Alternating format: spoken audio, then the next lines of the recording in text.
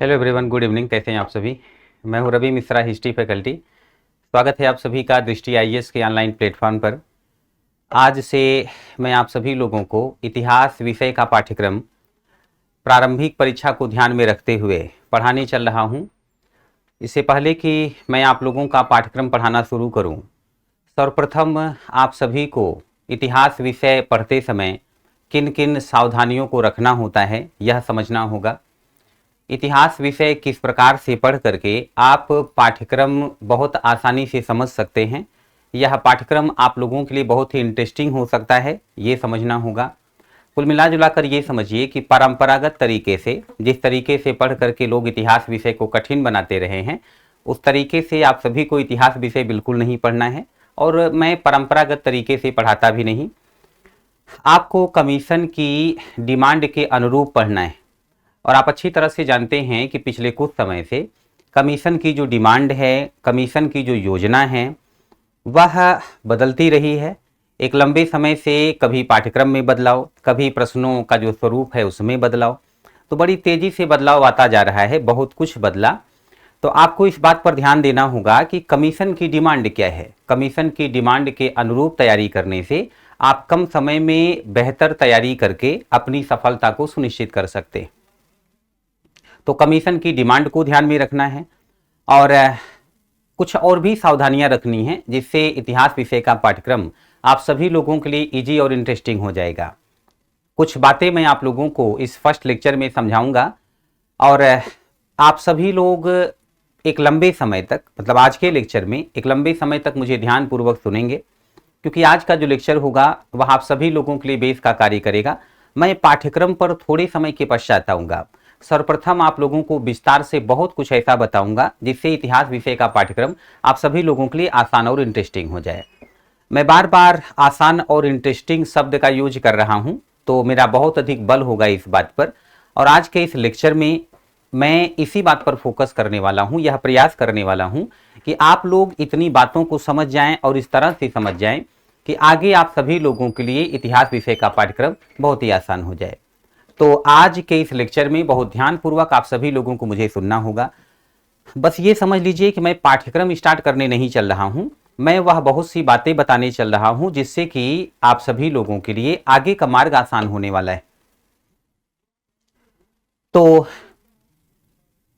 एक और बात, जब मैं समझाता रहूं तो आप सभी लोग ध्यानपूर्वक सुनिएगा, क्योंकि ये क्लासेज भले ही ऑनलाइन मोड में होंगी किंतु मैं ऑफलाइन मोड में पढ़ाने का प्रयास करता हूं। सर्वप्रथम विस्तार से किसी भी टॉपिक के बारे में समझाता हूं जिससे कि कॉन्सेप्ट क्लियर हो जाए। इसके पश्चात विस्तार से सब कुछ नोट करवा देता हूं जिससे बहुत सी बातें क्लास में ही आपको याद हो जाएं। और जब आपके पास नोट्स होता है, स्टडी मटेरियल होता है, तो आपके पास पर्याप्त स्टडी मटेरियल हो जाता है। नोट्स और अलग से जो स्टडी मटेरियल आपको प्रोवाइड कराया जाता है वो सब मिला करके पर्याप्त मात्रा में स्टडी मटेरियल होता है जो आपकी सफलता को सुनिश्चित करने में आपका सहयोग करता है। तो चलिए कुछ बातें समझिए और लास्ट में, लेक्चर के लास्ट में 5 से 10 मिनट प्रतिदिन आप लोगों को समय दिया जाता है कि क्लास में अगर कोई डाउट हो तो आप उसे क्लास में ही क्लियर करा लें, जिससे आगे का लेक्चर समझने में आपको समस्या ना हो। बीच बीच में जूम सेशन भी होता है, कहीं से कोई डाउट रह गया है, कोई समस्या है तो आप अपने शिक्षक के सामने रख सकते हैं। इस प्रकार कुछ कार्य करके आप लोगों के लिए आपका मार्ग जो है वह आसान कर दिया जाता है और यही प्रयास होता है। एक इतिहास के शिक्षक के तौर पर मेरा भी यही प्रयास होगा कि आपकी सफलता का मार्ग जो काफ़ी कठिन होता है उसे यथासंभव मैं आसान कर दूं।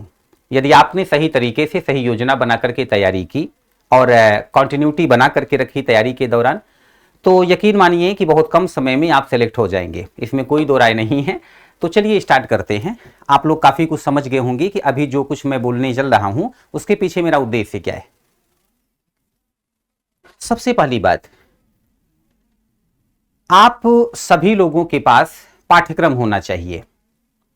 आप तैयारी करना शुरू कर रहे हैं, आपके पास पाठ्यक्रम होना चाहिए और प्रीवियस ईयर के क्वेश्चंस होने चाहिए, क्योंकि प्रीवियस ईयर के क्वेश्चंस को देखते हुए ही आपको यह बात समझ में आएगी कि कमीशन की डिमांड क्या है, कमीशन किस प्रकार से प्रश्नों को कर रहा है, कमीशन किस प्रकार से प्रश्नों को कर रहा है, ये सारी बातें आप लोगों को समझ में आएंगी। तो जैसे एक फाइटर को किसी फाइटर से फाइटिंग करनी है। अब यदि वह फाइटर सामने वाले फाइटर की फाइटिंग का कुछ वीडियो प्राप्त कर लेता है तो सामने वाले को फाइट करते हुए देख लेगा और सामने वाले की कमजोरी, सामने वाले की ताकत से परिचित हो जाएगा और फिर वह सामने वाले को पराजित करने की योजना बना करके मैदान में उतरेगा और अपनी सफलता को सुनिश्चित कर लेगा।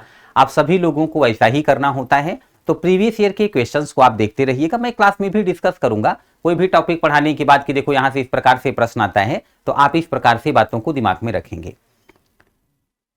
और पाठ्यक्रम के अनुरूप आप तैयारी करते हैं, पाठ्यक्रम को ध्यान में रखते हुए तैयारी करते हैं। तो होता यह है कि आप लोग, वैसे तो कोई भी ऐसा क्लास में नहीं होगा जो जीरो से तैयारी शुरू कर रहा है, कोई भी ऐसा क्लास में नहीं होगा, बट फिर भी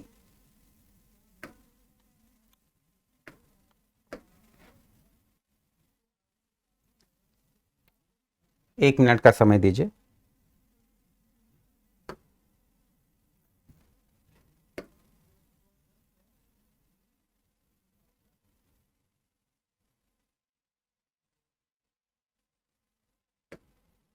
तो कोई भी ऐसा नहीं होगा जो जीरो से स्टार्ट कर रहा होगा। फिर भी मैं मान के चल रहा हूं कि या आप ऐसे समझिए कि मैं आपको समझाने का प्रयास कर रहा हूं कि आपको जीरो से आगे बढ़ते हुए 100 तक पहुंचना है।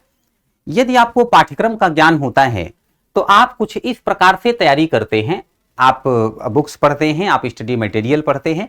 क्लास में तो चलो कोई समस्या नहीं, जो कुछ पढ़ाया और लिखवाया जाएगा वह एग्जाम ओरिएंटेड होगा। तो आप जो है पाठ्यक्रम को ध्यान में रखते हुए कुछ भी पढ़ते हैं तो थोड़ा बहुत तो भटकाव आप में होगा, आपको समझने में समस्या होगी कि एग्जाम की दृष्टि से क्या महत्वपूर्ण है, क्या पढ़ें या क्या छोड़ें। आपके लिए अच्छी बात यह है कि दृष्टि आईएएस की ओर से जो स्टडी मटेरियल आपको प्रोवाइड कराया जाता है वह भी एग्जाम ओरिएंटेड होता है, तो आपको अधिक समस्या नहीं होती। मे भी कोई ऐसा है जो अलग से कोई बुक लेकर के चलता है, कुछ लोगों को स्टार्टिंग में संतोष नहीं होता है तो अधिक से अधिक पढ़ लेना चाहते हैं। तो अधिक से अधिक दिमाग में नहीं रखना है, दिमाग में वह रखना है जो एग्जाम की दृष्टि से महत्वपूर्ण हो। तो एग्जाम की दृष्टि से महत्वपूर्ण अधिक से अधिक बातें दिमाग में रखिए।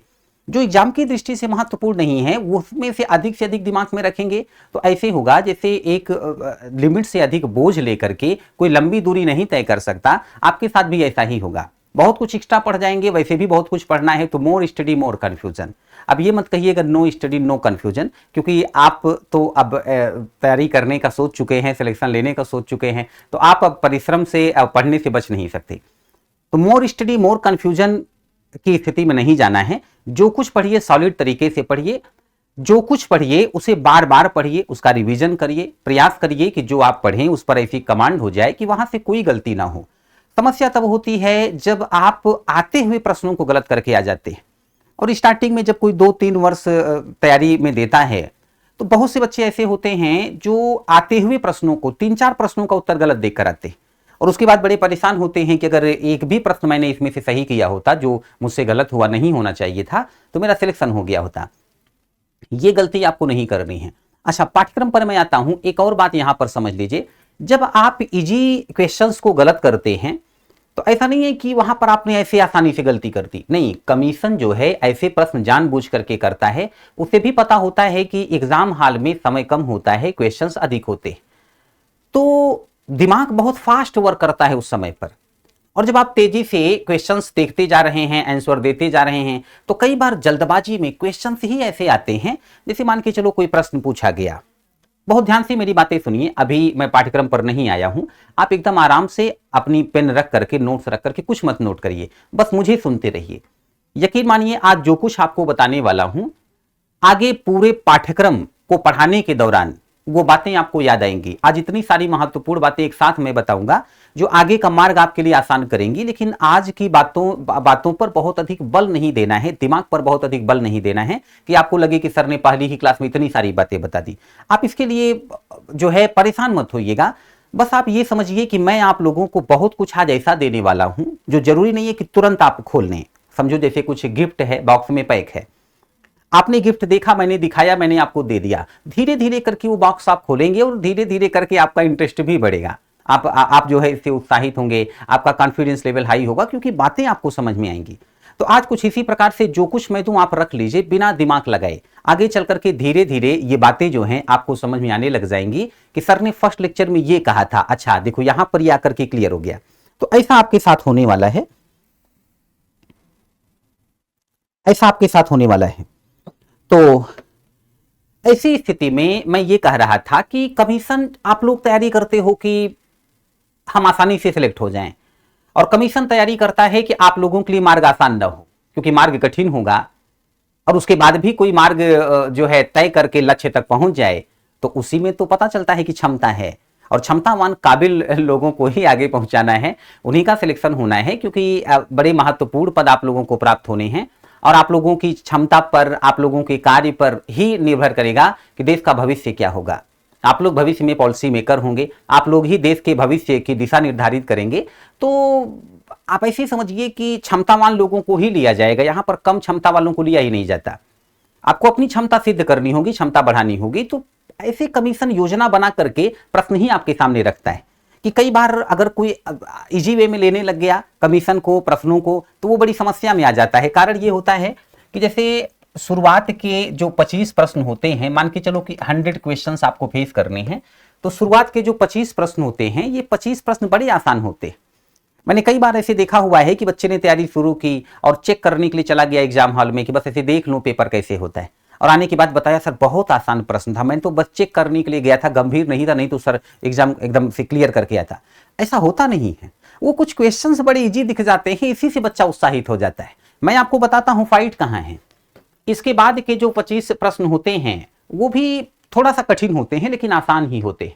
50 क्वेश्चंस जो है करना, अगर कोई ठीक ठाक तैयारी करके चला गया तो वो कर ले जाएगा, बड़ा आसान होता है।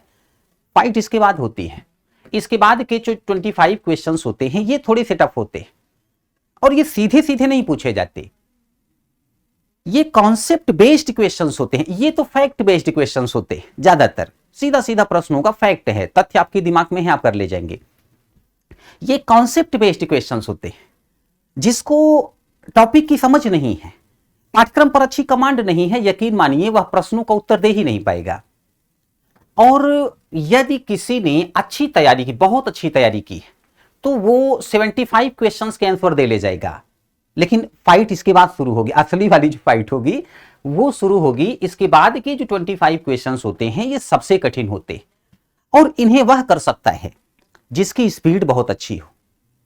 मैंने कहा ना एग्जाम हॉल में समय कम और क्वेश्चंस ज्यादा होते, तो ऐसी स्थिति में जिसने अच्छी खासी प्रैक्टिस कर रखी हो, कम समय में मैक्सिमम क्वेश्चंस का आंसर देने की, वो भी सही उत्तर देने की, और उत्तर तो हर कोई दे करके चलाएगा, सही उत्तर देने की, तो अभ्यास किया हो, प्रैक्टिस सेट सॉल्व किया हो, टेस्ट सीरीज लेकर के रखी हो, है ना, तो बड़ा अभ्यास किया हो, निरंतर अपनी कमियों को दूर करता हुआ इतना एक्सपर्ट हो गया हो, इतना काबिल हो गया हो, इतनी क्षमता उसमें आ गई हो, कम समय में अधिक से अधिक प्रश्नों का उत्तर दे, सही उत्तर दे, कितना भी फास्ट वह क्वेश्चंस का आंसर देता चला जाए, लेकिन गलती से भी गलती ना हो, यह अभ्यास से ही आता है। तो जिसकी तथ्यों पर पकड़ हो, जिसका कॉन्सेप्ट क्लियर हो, प्लस जिसकी स्पीड बहुत अच्छी हो, सबको मिला दो, वही जो है एग्जाम क्लियर कर पाएगा। और प्रारंभिक परीक्षा की बात कर रहा हूं, जबकि छठवीं परीक्षा है। यहां पर जो लोग मुख्य परीक्षा के में बैठने के योग्य नहीं होते, ऐसे ही कम सक्षम लोगों को, कम काबिल लोगों को बस हटाया जाता है, भीड़ जो है वह छांटी जाती है। टारगेट ये होता है कि मुख्य परीक्षा में थोड़ा जानकार लोगों को बैठाया जाए, तो भीड़ वहां पर नहीं भेजनी। ये प्रथम चरण है। यहां पर जो कम तैयारी करने वाले होते हैं, जिनकी तैयारी अच्छी नहीं हुई है, जिनके पास अभी अच्छा खासा ज्ञान नहीं है, उनको छांट दिया जाता है बस। तो आप समझ सकते हैं कि यहां पर यह जो टेस्ट होता है वह बड़ा ही महत्वपूर्ण होता है। एक बड़ी भीड़ को आप पीछे छोड़ करके आगे बढ़ जाते हैं यदि आपने यह एग्जाम क्लियर कर लिया। और यही एग्जाम क्लियर करने के लिए मैं आप लोगों को बातें समझा रहा हूं, और प्रारंभिक परीक्षा की ही यह बैच है, और प्रारंभिक परीक्षा की दृष्टि से ही मैं इतिहास विषय का पाठ्यक्रम आप लोगों के सामने रख रहा हूं।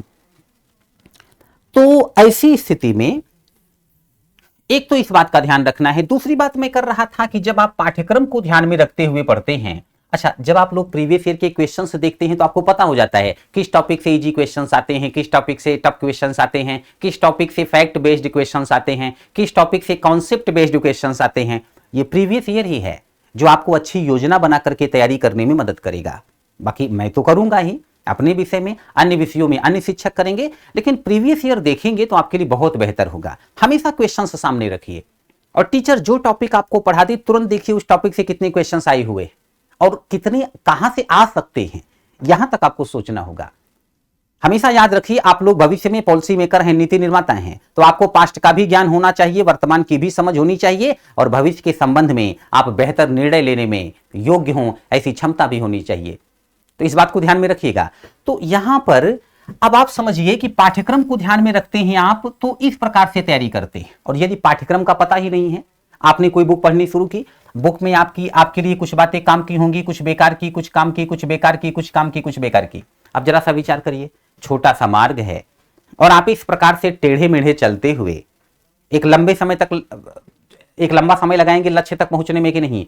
यही कारण है कि कुछ लोगों को सिलेक्शन लेने में बड़ा समय लग जाता है और यही कारण है कि कुछ लोग बहुत कम समय में सिलेक्ट हो जाते हैं। वो पाठ्यक्रम को ध्यान में रख करके पढ़ते हैं तो भटकाव नहीं होता, प्रीवियस ईयर के क्वेश्चंस देख करके पढ़ते हैं तो एग्जाम ओरिएंटेड पढ़ते हैं। ये सारी बातें आपको तो यहां तक समझना होता है कि अभी तक कमीशन ने इस प्रकार से बदलाव किया है। कमीशन जो प्रश्न करता रहा है, पिछले वर्ष इस प्रकार के प्रश्न आए, इस वर्ष इस प्रकार के प्रश्न आए, नेक्स्ट ईयर कैसे प्रश्न आ सकते हैं, इस प्रकार से आपको सोचना होगा। एक बात माइंड में सेट कर लीजिए, look like officer, behave like officer. अभी से एक ऑफिसर की तरह सोचिए और नहीं सोच सकते अभी तो क्षमता विकसित करिए, एक ऑफिसर की तरह व्यवहार करिए। नहीं कर सकते तो क्षमता विकसित करिए, यह सब एक दिन में नहीं होने वाला है ना। तो यहां पर जो है इस बात को भी आपको ध्यान में रख करके चलना है। एक और बात, जो कुछ मैं आप लोगों को पढ़ाऊंगा, मैंने कहा कि लास्ट में आप लोगों के डाउट्स लिए जाएंगे। हाँ, कोई भी डाउट होता है तो उसे तुरंत क्लियर करा दे, उसमें कोई संकोच नहीं करना है, कोई आलस्य नहीं करना है, नहीं तो थोड़ी सी भी कमजोरी रह गई तो बड़ी समस्या हो जाएगी। मैं चाहता हूं कि आप जब एग्जाम हॉल में बैठें तो अर्जुन बनकर बैठें, अभिमन्यु बनकर वहां पर ना जाएं, ताकि आप कमीशन द्वारा जो चक्रव्यूह आपके लिए रचा जाएगा उसका भेदन कर सकें। तो कोई कमी मत रखिएगा। ऐसा इसलिए भी कह रहा हूं क्योंकि शुरुआत से ही टीचर्स से थोड़ा सा संकोच रहता रहा है स्टूडेंट्स का, तो कई बार किसी टॉपिक पर डाउट भी होता था तो बहुत कम बच्चे जो है टीचर से पूछ पाते थे, ऐसा मैंने देख रखा है, अभी भी ऐसा होता है। अच्छा, आप लोगों के दौर में की बात तो बहुत अधिक नहीं मैं कर सकता। मैं बताऊं, जब मैं स्कूल लेवल पर पढ़ा करता था मुझे ध्यान है कि शिक्षक का इतना डर होता था, और डर कैसे ना हो, जरा सा शिक्षक से इधर का उधर प्रश्न हो गया या शिक्षक को कोई बात बुरी लग गई तो कब उनके अंदर सनी देओल की आत्मा प्रवेश कर जाए पता ही नहीं चलता था। और शिक्षक पढ़ाने से ज्यादा फिजियोथेरेपी किया करते थे, हिंदी में बोले तो डंडा भंजन। तो अब तो कुछ इस प्रकार का मामला रहा नहीं है, आप निसंकोच होकर के प्रश्न कर सकते हैं। बस एक बात का ध्यान रखिएगा कि जो प्रश्न आप करें वह थोड़ा सा यह दिखाने वाला होना चाहिए कि नहीं आप गंभीर हैं। ऐसे प्रश्न ना करें कि लगे कि नहीं ये बच्चा गंभीरता से तैयारी ही नहीं कर रहा है। हाँ, इसमें भी संकोच नहीं करना है। कोई बात नहीं समझ में आती आप तुरंत शिक्षक के सामने रखो, कोई अपमान नहीं होने वाला है। सबको पता होता है, आपको भी और मुझे भी, कि अभी आप लोगों के पास ज्ञान की थोड़ी सी कमी है, वही बढ़ाने के लिए तो आप क्लास में हैं। तो जितनी गलतियां करना चाहिए कर लीजिए, मैं बस ये कह रहा हूं कि थोड़ा सा गंभीर रहिएगा। अब बाकी प्रयास आप ये करिए, मैं भी यही करूंगा कि एग्जाम हॉल में आपसे गलती ना हो, इस बात पर भी थोड़ा सा ध्यान दीजिएगा। तीसरी बात ये कि आपको मानचित्र के सहयोग से इतिहास पढ़ना है। अब मानचित्र के सहयोग से इतिहास पढ़ना क्या होता है, मैंने तथ्य और कॉन्सेप्ट पर बल देने के लिए कहा, यह सब क्या होता है, तो मैं इसके बारे में भी थोड़ा सा विस्तार से आपको बता दे रहा हूं। थोड़ा सा विस्तार से आप लोगों को बता दे रहा हूं। बस आप लोग एक बार कमेंट में यस टाइप करके मुझे थोड़ा सा दिखा दें कि आप सभी क्लास में मेंटली प्रेजेंट हैं, मेरी बातों को अच्छी तरीके से सुन पा रहे हैं। क्योंकि अब जब मैं बोलना शुरू करूंगा तो एक लंबे समय तक आपके सामने बहुत सी बातें रखूंगा, काफी देरी तक बोलूंगा। और मैं फिर कहूंगा, आज का लेक्चर अगर आपने बहुत ध्यान से सुन लिया, 1 मिनट का भी लेक्चर मिस नहीं किया, तो आगे के जितने लेक्चर्स होंगे सब आपके लिए आसान हो जाएंगे। और 3-4 लेक्चर जाते जाते आप लोगों के लिए बातें समझना बहुत ही आसान हो जाएगा और इंटरेस्टिंग भी। एक बार सभी लोग कमेंट में यस लिखिए, फिर मैं चर्चा को आगे बढ़ाता हूं।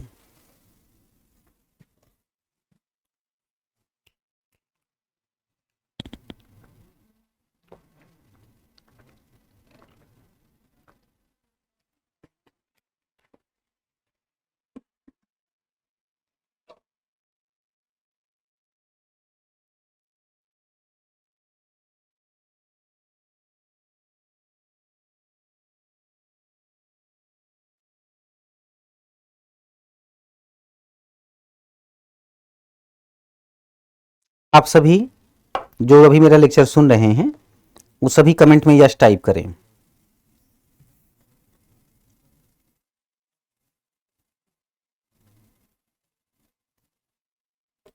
चलिए ठीक है, तो मुझे लगता है आप सभी लोग क्लास में मेंटली प्रेजेंट हो गए होंगे। अब आप इस बात को समझिए कि मानचित्र के सहयोग से इतिहास पढ़ने से क्या लाभ होता है, तथ्य क्या है, कॉन्सेप्ट क्या है। वैसे तो आप लोग जानते होंगे, फिर भी मैं कुछ बातें आपके सामने इसलिए रखने चल रहा हूं कि आपको पता चल जाएगा कि मैं किस तरीके से आपको इतिहास पढ़ाने वाला हूं। मेरी शैली क्या है, आपको किस तरीके से इतिहास विषय पढ़ना है। तो थोड़ा सा आप लोग मुझे समझ जाएंगे, मेरी शैली को समझ जाएंगे, कुछ ऐसी बातें समझ जाएंगे जिससे आपका आगे का मार्ग आसान हो जाएगा। और मैं भी आप लोगों को बहुत कुछ ऐसा समझा दूंगा जो मेरा लेक्चर समझने के लिए आप में जो है वह समझ होना आवश्यक है। तथ्य, आप लोगों से पूछा जाए कि मोहनदास करमचंद गांधी साउथ अफ्रीका से भारत लौटकर कब आए, आप कह दें 9 जनवरी 1915 ईस्वी, तो तथ्य है। आपसे कहा जाए कि पुर्तगाली यात्री वास्को डी गामा, बड़ा प्रसिद्ध व्यक्ति है, आपने नाम सुना होगा, भारत किस वर्ष पहुंचा, आप कह दें 1498 ईस्वी। आपसे कहा जाए कि यूरोप से भारत पर आक्रमण करने वाला पहला आक्रमणकारी कौन था, आप कह दें सिकंदर, यह तथ्य है। आपसे पूछा जाए कि भारत का पहला साम्राज्य कौन था तो आप कह दें मगध, ये तथ्य है। आपसे कहा जाए भारत का फर्स्ट नेशनल किंग कौन था, फर्स्ट राष्ट्रीय शासक, आप कह दें चंद्रगुप्त मौर्य, ये तथ्य है। लेकिन जब आप इन सब के पीछे की कहानी को समझने का प्रयास करें, भारत में मगध साम्राज्य पहला साम्राज्य था तो क्यों था, चंद्रगुप्त मौर्य पहला राष्ट्रीय शासक बना तो कैसे बन गया, जब आप यह समझने का प्रयास कर रहे होते हैं तब आप कॉन्सेप्ट क्लियर करने की ओर बढ़ रहे होते हैं। और एक बात याद रखिएगा, कॉन्सेप्ट जाल की तरह होता है और तथ्य मछली की तरह। जितना बड़ा जाल होगा उतनी बड़ी संख्या में मछलियां फंसेंगी। मैं चाहता हूं आपका जाल बेहद ही मजबूत हो और बहुत बड़ा हो, जिससे कि बड़ी संख्या में तथ्य जो है आप उसमें फंसा करके एग्जाम हॉल में जा सकें और अपनी सफलता को सुनिश्चित कर सकें। चलिए, कॉन्सेप्ट क्या होता है, कैसे आप समझेंगे, कॉन्सेप्ट कैसे क्लियर होगा। सबसे पहले बात की जाए कि मगध साम्राज्य भारत का पहला साम्राज्य क्यों, तो अब इस प्रश्न का उत्तर जानने के लिए आप लोगों को भूगोल विषय का थोड़ा सा ज्ञान होना चाहिए। निश्चिंत रहिए, मैं आपको इस बात के लिए नहीं छोड़ूंगा कि भूगोल विषय का ज्ञान लेकर के फिर आप मेरे लेक्चर में आइए, बिल्कुल नहीं। मैं बहुत ही बेसिक से आपको क्लास में समझाऊंगा और टॉप लेवल पर लेकर के जाऊंगा। अभी उदाहरण देता हूं, आप समझ जाएंगे। ये तो आपको बता रहा हूं कि यूपीएससी की तैयारी करते समय सारे विषयों को लिंक करके पढ़ना होता है, वो भी शुरुआत में नहीं हो पाता। पाठ्यक्रम का एक बड़ा हिस्सा कवर करने के बाद ही आप ऐसा कर पाते। दूसरी बात, मानचित्र के सहयोग से इतिहास पढ़ने से बहुत कुछ आसान हो जाता है। जैसे मैं आपसे कहूं कि मगध कहां था, तो मुझे लगता है आप में से बहुत से लोग समझ जाएंगे कि बिहार। और कुछ लोगों ने नाम भी सुना होगा, मगध नरेश जरासंध। एक समय यहीं दिल्ली के पास में मथुरा, और यहाँ के शासक थे वासुदेव श्री कृष्ण, उन पर आक्रमण किए जा रहा था जरासंध। तो एक समय मगध की कैपिटल हुआ करती थी पाटलिपुत्र, वर्तमान समय में पटना। तो कुल मिला जुला करके मगध का क्षेत्र मतलब बिहार था, एक बड़ा क्षेत्र।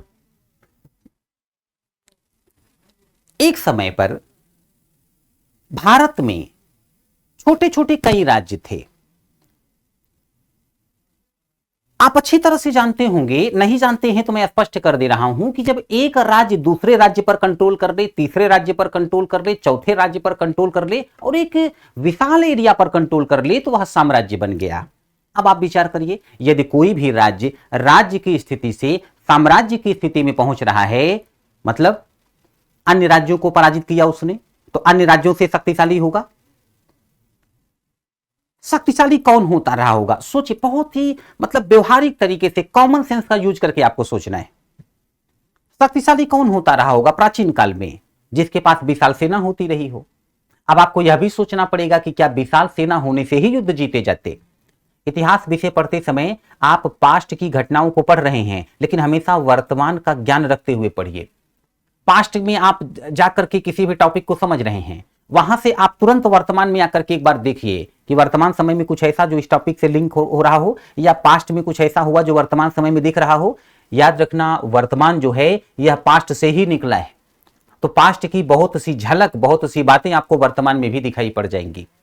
इससे आप समझ जाएंगे कि पास्ट से अब तक क्या क्या जो है परिवर्तन हुआ है, पास्ट में कहां से चला था मानव, अभी कहां तक पहुंचा है। इतनी सी बात समझ गए तो आपको दिशा समझ में आ जाएगी कि मानव किधर जा रहा है, भारत किधर जा रहा है। और यही आवश्यकता है, कमीशन यही चाहता है, इसी प्रकार का ज्ञान आप में चाहता है।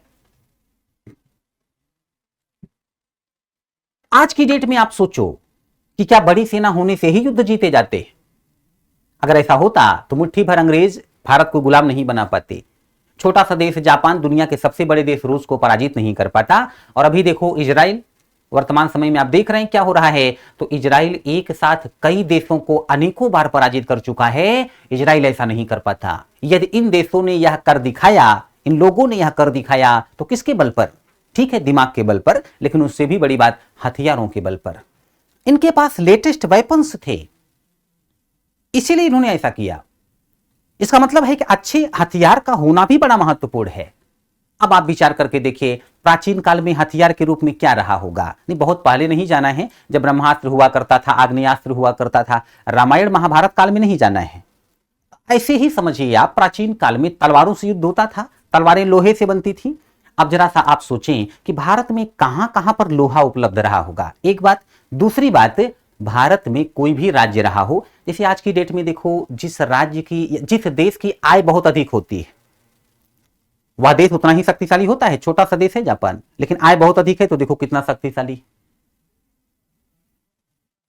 जिस देश की आय जितनी अधिक हो वह उतना शक्तिशाली है। आज व्यापार से आय होती है, एक समय व्यापार का उतना महत्व नहीं था जितना एग्रीकल्चर का। कृषि से जिस राज्य को ज्यादा आय प्राप्त होती थी वो ज्यादा शक्तिशाली।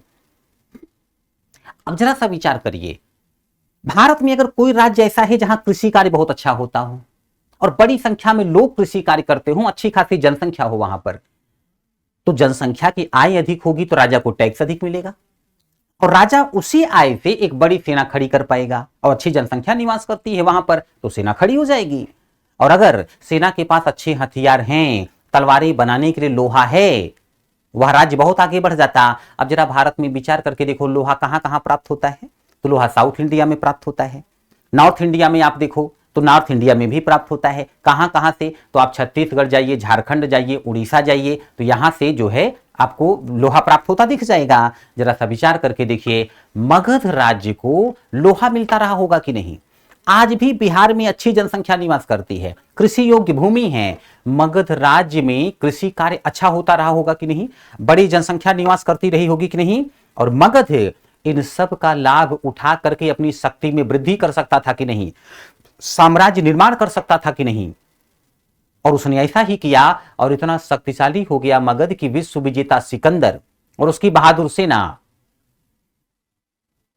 भारत पर आक्रमण करती है। सिकंदर की सेना मगध साम्राज्य से टकराने का साहस नहीं कर पाई,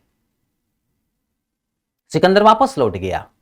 बड़े बड़े साम्राज्य ध्वस्त करता हुआ भारत तक पहुंचा था। यूरोप से भारत तक पहुंचने के लिए लंबी दूरी तय किया था उसने, अनेक शक्तियों को पराजित किया। मगध साम्राज्य से लड़ने का साहस उसकी सेना नहीं कर पाई। और इन्हीं विशेषताओं का लाभ उठाकर चाणक्य और चंद्रगुप्त मौर्य ने इतना विशाल साम्राज्य खड़ा किया कि लगभग संपूर्ण भारत पर कब्जा कर लिया। इसीलिए चंद्रगुप्त मौर्य को कहा गया first national king of India. अब जरा सा विचार करके देखें, ये जो विशेषताएं उत्तर भारत में मौजूद थी, क्या दक्षिण भारत में भी मौजूद थी? क्या दक्षिण भारत में भी कृषि कार्य अच्छा होता रहा होगा? तो आज तक नहीं होता। नॉर्थ की तुलना में क्या साउथ इंडिया में बहुत अधिक जनसंख्या निवास करती रही होगी? आज तक नहीं करती। इसका मतलब आप समझ जाएंगे कि नॉर्थ इंडिया में जो शासक रहता रहा होगा, यदि नॉर्थ इंडिया के बड़े क्षेत्र पर कंट्रोल कर लेता तो आय अधिक, फिर बड़ी सेना, अच्छे हथियार, नॉर्थ इंडिया का शासक ज्यादा शक्तिशाली रहता रहा होगा। तो आपको यह ज्ञात हो जाएगा कि वास्तव में ऐसा ही था। लगभग संपूर्ण भारत पर कंट्रोल करने वाले भारत के सबसे शक्तिशाली शासक नॉर्थ इंडिया से ही रहे हैं। चंद्रगुप्त मौर्य, अशोक, चंद्रगुप्त विक्रमादित्य, समुद्रगुप्त। प्राचीन काल में, मध्यकाल में भी आप पाएंगे, चाहे वो मोहम्मद बिन तुगलक हो या एक समय पर अकबर औरंगजेब हो, यह सब नॉर्थ इंडिया के बड़े क्षेत्र पर कंट्रोल करने के पश्चात साउथ इंडिया के बड़े क्षेत्र पर भी कब्जा करते हुए दिखाई पड़ते और भारत में एक विशाल साम्राज्य का निर्माण करते। जहां पर शासक बैठता था वह क्षेत्र राजधानी। आप विचार करना, आज भी आप सोचेंगे, वर्तमान समय में देख लीजिए तो अब भी भारत की राजधानी नॉर्थ में ही है, दिल्ली। एक समय पर बगल में उत्तर प्रदेश में आगरा, एक समय पर बिहार में पटना, एक समय पर बंगाल में कलकत्ता। उत्तर भारत में ही आपको राजधानी मिलेगी। तो आप इस बात को समझें। मैं इसलिए आप सभी को यह सब बता रहा हूं कि आपको पता होना चाहिए कि भारत का कौन सा क्षेत्र कितना महत्वपूर्ण था, क्योंकि आप नहीं समझेंगे तो मैं आपको बता दूं विदेशी इन बातों को समझते थे। यही कारण है जब मोहम्मद गोरी भारत पर आक्रमण करता है तो कहां के बड़े क्षेत्र पर कब्जा करता है? North India. मोहम्मद गोरी तो मर गया, लेकिन उसके बाद मुस्लिम शक्तियां उत्तर भारत सहित दक्षिण भारत के बड़े क्षेत्र पर प्रभाव स्थापित करती रही। बाबर ने सर्वप्रथम अटैक किया तो कहां के क्षेत्र पर विजय प्राप्त की? North India. और छोड़िए, हटाइए, ये सब तो पड़ोस से आए थे, अफगानिस्तान से, बड़ी दूर से आए थे ब्रिटिश ईस्ट इंडिया कंपनी को जब व्यापारिक कंपनी से राजनीतिक शक्ति बनना हुआ भारत में, पॉलिटिकल पावर, लोकल पावर, कहां पर प्रभाव स्थापित किया, कहां पर कब्जा किया? नॉर्थ इंडिया की साउथ इंडिया? सबने सुना होगा बैटल ऑफ बक्सर, बक्सर का युद्ध। और कौन कौन हारा था? दिल्ली का शासक, उत्तर प्रदेश के मतलब बड़ा क्षेत्र अवध कहा जाता था, अवध का शासक, और बंगाल का एक व्यक्ति मीर कासिम।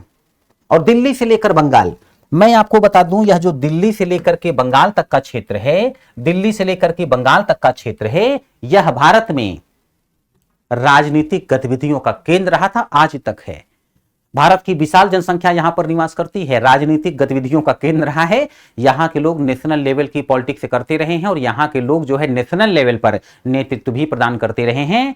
यहां अगर किसी को नेशनल लेवल पर जो है कार्य करना हो और यहां का नहीं है तो भी यहां पर आकर के वह अपना प्रभाव या टैलेंट दिखाएगा। देश के पहले प्रधानमंत्री कहां से थे? इसी क्षेत्र से। राष्ट्रपति कहां से थे? पहले इसी क्षेत्र से। वर्तमान समय में देख लो, देश के प्रधानमंत्री वैसे तो गुजरात राज्य से हैं, लेकिन सांसद पद का चुनाव कहां से लड़ा? इस क्षेत्र में विशाल जनसंख्या निवास करती है। आज भी यह क्षेत्र जो है लोगों के ध्यान में होता है। आपको यह बातें समझनी होंगी, तभी आप सभी डिफरेंट तरीके से कमीशन की डिमांड के अनुरूप इतिहास विषय को समझ पाएंगे। एक और बात, वास्को डिगामा भारत आया, यह हो गया तथ्य कि 1498 ईस्वी में आया। आज भी बहुत सी पुस्तकों में, बहुत सी वेबसाइट्स पर यह लिखा हुआ है कि Vasco da Gama discovered India. Vasco da Gama ने भारत की खोज की। यद्यपि आप सभी जागरूक लोग आज की डेट में यह समझ चुके हैं कि ऐसा कुछ नहीं हुआ था, ऐसा कुछ नहीं हुआ था। वास्को डिगामा ने भारत की खोज नहीं की थी। वास्को डिगामा से बहुत समय पूर्व ही सिकंदर भारत आ चुका था और सबको पता था सिकंदर यूरोप से था, यूरोप वालों को भी पता था कि भारत कहां पर है। तो जब भारत को यूरोप पता था, यूरोप को भारत, तो फिर भारत कहां गायब हो गया कि Vasco da Gama discovered India? Vasco da Gama ने भारत की खोज की। इसका उत्तर तो सब जानते हैं कि वास्को डिगामा ने ऐसा नहीं किया था, कुछ और किया था। मैं इसके बारे में थोड़ा सा डिटेल से बताने चल रहा हूं। इससे क्या होगा कि आप एक साथ कई बातें समझ जाएंगे। आप समझ जाएंगे कि कैसे मानचित्र के सहयोग से इतिहास विषय पढ़ा जाता है। आप समझ जाएंगे कि भारत का इतिहास पढ़ते समय सिर्फ भारत तक ही सीमित नहीं रहना है, बल्कि तत्कालीन समय की अंतरराष्ट्रीय घटनाओं को भी ध्यान देना है। अंतरराष्ट्रीय स्तर पर क्या माहौल था उसे भी ध्यान देना है। आज की डेट में देखो, यह स्पष्ट हो चुका है कि अगर विश्व में कहीं पर कुछ हो तो ऐसा नहीं है कि भारत पर प्रभाव नहीं पड़ेगा। चीन से जो है कोविड फैलना शुरू हुआ, पूरा विश्व प्रभाव में आ गया। कहीं पर युद्ध होता है, अभी देखो इजराइल में युद्ध होना शुरू हुआ, भारत में बहुत कुछ महंगा हो जाएगा। तो जब तक आप अंतरराष्ट्रीय स्तर की परिस्थिति को नहीं समझेंगे, तब तक कई बार भारत में जो कुछ घटित होगा आप समझ ही नहीं पाएंगे। अतीत में यह गलतियां भारत के लोग कर चुके हैं। अपने राज्य तक सीमित रहते थे, बहुत उठे तो देश तक सीमित हो गए। अंतरराष्ट्रीय स्तर पर क्या चल रहा था पता ही नहीं होता था और इसका लाभ विदेशी उठा लेते थे। दिल्ली का शासक था इब्राहिम लोदी, उत्तर पश्चिमी अफगानिस्तान के बड़े क्षेत्र का शासक था बाबर। बाबर तोप का प्रयोग करता था, इब्राहिम लोदी को पता ही नहीं था तोप क्या होता है, उसे मतलब ही नहीं था उत्तर पश्चिम में अफगानिस्तान में क्या हो रहा है। बहुत छोटी सी सेना लेकर के इब्राहिम लोदी की तुलना में बाबर ने हमला किया और इब्राहिम लोदी पराजित हुआ। अब आप सोचिए अंतरराष्ट्रीय स्तर पर क्या हो रहा है। यदि आप इस बात का ज्ञान नहीं रखेंगे तो बड़ी समस्या हो जाएगी। वर्तमान समय में देखिए पूरा ध्यान रहता है इन बातों पर, देशों का, लोगों का। चीन के पास क्या है सबको पता है, कौन कौन से हथियार हैं। भारत भी उसी प्रकार से हथियार अपने जो है रखता है, और नहीं है तो खरीदेगा, खरीदने से नहीं मिल रहा है तो बनाएगा। पर तैयारी पूरी होगी। हाँ, चीन की टेक्नोलॉजी हमसे कहीं अधिक आगे है, तो चीन अगर 2000 किलोमीटर रेंज की मिसाइल बना पाता है, हम 1800 किलोमीटर रेंज की ही मिसाइल बना पाते हैं, लेकिन बनाते हैं इस आत्मविश्वास के साथ कि कोई बात नहीं, 200 किलोमीटर उठा के ले जाएंगे, वहां से फायर करेंगे, कम से कम है। तो एक समय तो जब मुगल शासक हुआ करते थे, पता चला यूरोपीय कंपनियों से लड़ना पड़ा भारतीय सिपाहियों को, तो हाथ में तलवारें दे करके भेज दी। अब इधर से तलवार निकाला गया, जय बजरंगबली, जय माहिष्मती, जय भवानी, जो कुछ भी बोलते थे भारतीय योद्धा, सामने वाले से 2 गोली आई, खुद ही ऊपर पहुंच गए। जैसे ही ऊपर वाले का ध्यान करके लड़ना शुरू किया, सामने से 2 गोली आई, स्वयं ऊपर पहुंच गए। अब आप विचार करके देखिए, भारत में विशाल सेनाएं मुट्ठी भर लोगों से पराजित हुई, तो कारण क्या रहा होगा? जागरूकता बहुत आवश्यक है। अंतरराष्ट्रीय स्तर पर क्या चल रहा है बहुत आवश्यक है। इसलिए हम लोग सलाह देते हैं कि न्यूज़पेपर से पढ़ते रहिए। बहुत से लोग कहते हैं क्या मतलब है सर, अच्छा खासा समय देना पड़ जाता है। अरे आपकी जागरूकता बढ़ेगी और वह जागरूकता एग्जाम क्लियर करने में बहुत काम आएगी। अगर आपने कॉमन सेंस का यूज किया तो औरों से 2-4 अधिक प्रश्नों का उत्तर देकर के आएंगे आप। ऐसा होता है कई मोर्चे पर, कई बातों का, कई पहलुओं का ध्यान रख करके आपको अपने अंदर की कैपेसिटी को बढ़ाना होगा। तो यहां पर वास्को डी गामा के बारे में थोड़ा सा समझिए कि वास्को डी गामा ने क्या किया, और बहुत सी बातें यह सब कुछ समझते समय आप समझ जाएंगे। वास्को डी गामा ने जो कुछ किया था उसने पूरी दुनिया को बदल करके रख दिया। मैं जब स्कूल में पढ़ता था तो एक बार शिक्षक महोदय पढ़ा रहे थे कि बच्चों लिखो Vasco D gamma discovered India. तो मैं बचपन से ही इतिहास विषय में कोई घटना अगर पढ़ूं तो बिना उसके पीछे की कहानी समझे मैं तथ्य रटता नहीं था। तो मैंने क्लास में खड़े होकर पूछा कि सर ये बात मुझे गलत लग रही है, Vasco D gamma discovered India कैसे कह सकते हैं, उससे पहले ही यूरोप से सिकंदर भारत आ चुका था। सर ने कहा बेटा बहुत होशियार बनने का प्रयास मत करो, बैठ जाओ। मुझे समझ में नहीं आया कि मैं ऐसा क्या होशियारी दिखा रहा था कि मुझसे ऐसा कहा गया। बहुत बाद में समझ में आया कि भारत के एजुकेशन सिस्टम में कई स्थानों पर बड़ी खामियां हैं। पता लगता है कि अब तो बहुत कुछ ठीक हो गया है, फिर भी जिन लोगों ने बीएड नहीं कर रखा है वह भी 9वीं 10वीं के बच्चों को पढ़ाने लगते हैं, जबकि अच्छी खासी ट्रेनिंग होती है कि बच्चों को पढ़ाना कैसे। जिन लोगों ने नेट नहीं क्लियर किया हुआ है वो हायर एजुकेशन में जाकर बच्चों को पढ़ाने लगते हैं, वो उस लेवल का बच्चों को पढ़ा पाएंगे जिस लेवल की डिमांड है? संभव ही नहीं है। तो जाहिर सी बात है जिनको खुद नहीं ज्ञान, वो सामने वाले से अगर बच्चा कोई अच्छा प्रश्न कर रहा तो यही कहेंगे होशियार बनने का प्रयास मत करो, आउट ऑफ सिलेबस है, इसी प्रकार की बातें होंगी। आप देखिए यह बात कितनी महत्वपूर्ण है। वास्को डी गामा ने क्या किया, इसको समझने से पूर्व थोड़ा सा पहले विश्व में क्या हुआ था यह समझना पड़ेगा। वर्तमान समय में आप देखो इजराइल और बगल में आतंकवादी संगठन, उसे संघर्ष छिड़ा हुआ है गाजा पट्टी। और आप देख रहे होंगे कि यूरोप की शक्तियां, यूरोप के कई देश इजराइल के पक्ष में आ रहे हैं, भारत भी खड़ा हो रहा है, बहुत कुछ आप देख रहे हैं। थोड़ा सा पहले जाते हैं, यूरोप में लोग व्यापार करते थे, अच्छी खासी आय प्राप्त होती थी, ठीक ठाक स्थिति में थे। भारत में कृषि कार्य होता था, व्यापार होता था, अच्छी आय प्राप्त होती थी। भारत को सोने की चिड़िया ऐसे ही नहीं कहा गया है, समृद्धि थी, स्थिति ठीक ठाक थी। भारत और यूरोप के बीच में सऊदी अरब देखिए, अनेक कबीले रहा करते थे, जनजातीय लोग थे, आपस में लड़ते थे, एक दूसरे को मारते थे। ना तो कृषि कार्य बहुत अच्छा यहां होता था, ना ही यहां पर जो है व्यापार बहुत अच्छा होता था। और आज की तरह इन लोगों को यह भी नहीं पता था कि जहां पर रहते हैं रेगिस्तान के नीचे तेल है। जो ये देश है यहां पर अनेक देश, इनको यह भी नहीं पता था, तो बहुत अच्छी आय नहीं थी, लोग आपस में लड़ते थे। एक समय यहां पर सऊदी अरब में ही इस्लाम धर्म की स्थापना हुई, फिर लोगों को एक पहचान दी जाने लग गई, जो इस्लाम धर्म स्वीकार करते थे मुसलमान, और एक भावना भर गई मुस्लिम भाई भाई उनमें भरी गई।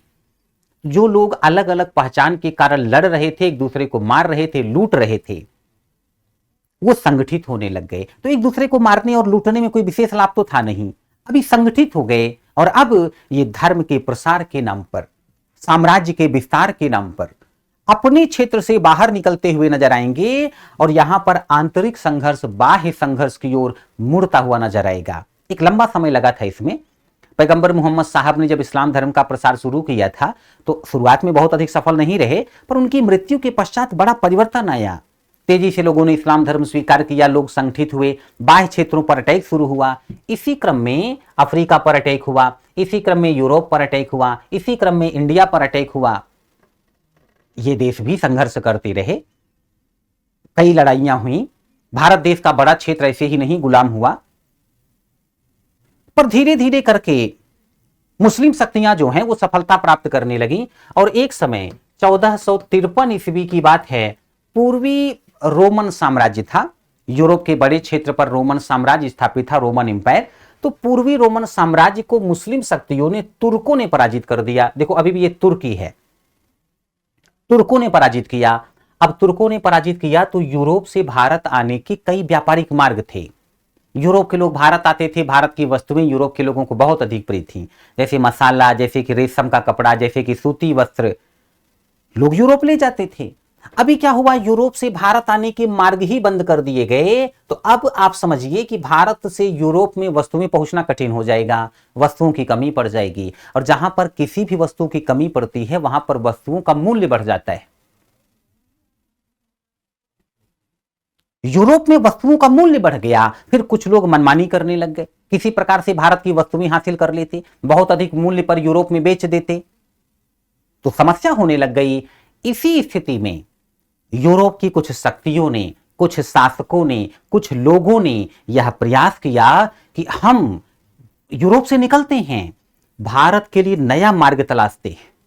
तो कई लाभ होगा, एक तो भारत की वस्तुएं प्राप्त हो जाएंगी सस्ते में, जो बहुत अधिक मूल्य पर खरीदनी पड़ रही हैं। दूसरी बात, बड़ी तेजी से इस्लाम धर्म का प्रसार हो रहा था, मुस्लिम्स की संख्या बढ़ रही थी, तो ईसाई धर्म का प्रसार करेंगे, ईसाइयों की संख्या बढ़ाएंगे, नहीं तो समस्या हो जाएगी। एक कंपटीशन यहां पर चल रहा था, धर्म के लिए धर्म युद्ध लड़ रहे थे ईसाई और मुस्लिम, ईसाई धर्म के प्रसार के लिए, मसाले के व्यापार के लिए। और एक बात और समझो, भारत तो कृषि कार्य से अच्छी खासी आय प्राप्त कर जाता था, फिर व्यापार से अच्छी आय प्राप्त करता था। यूरोप में कृषि कार्य उतने अच्छे से नहीं होता था जैसा भारत और चीन में। यूरोप के छोटे छोटे देश व्यापार से ही आय प्राप्त कर सकते हैं। विचार करके देखो, भारत के लिए नया मार्ग मिल जाए तो व्यापार को प्रोत्साहन मिलेगा, व्यापार को प्रोत्साहन मिला तो आय बढ़ेगी, आय बढ़ी तो सैन्य शक्ति बढ़ेगी, और सैन्य शक्ति बढ़ गई, धर्म के प्रचार प्रसार में भी लोग लगे रहे, ईसाइयों की संख्या बढ़ गई, तो मुस्लिम शक्तियों को टक्कर दे पाएंगे कि नहीं। और आप अच्छी तरह से जानते हैं कि मुस्लिम शक्तियों को पीछे छोड़ते हुए ईसाई शक्तियां आगे निकलेंगी। वर्तमान समय में मैं आपसे कहूं, विश्व में सर्वाधिक किस धर्म के लोग रहते हैं, जरा कमेंट करके मुझे बताएं, जरा सा कमेंट करके मुझे बताएं।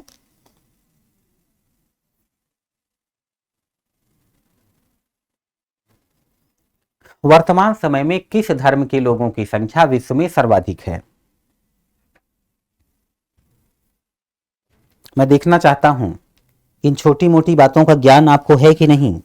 नहीं तो पता चले कि मैं पढ़ाता रह जाऊं और यह सोच करके कि ये कुछ छोटी बातें आप जानते हैं और आपको बातें पता ना हो तो समस्या हो जाएगी। मुझे बताएं, वर्तमान समय में किस धर्म के लोगों की संख्या विश्व में सर्वाधिक है?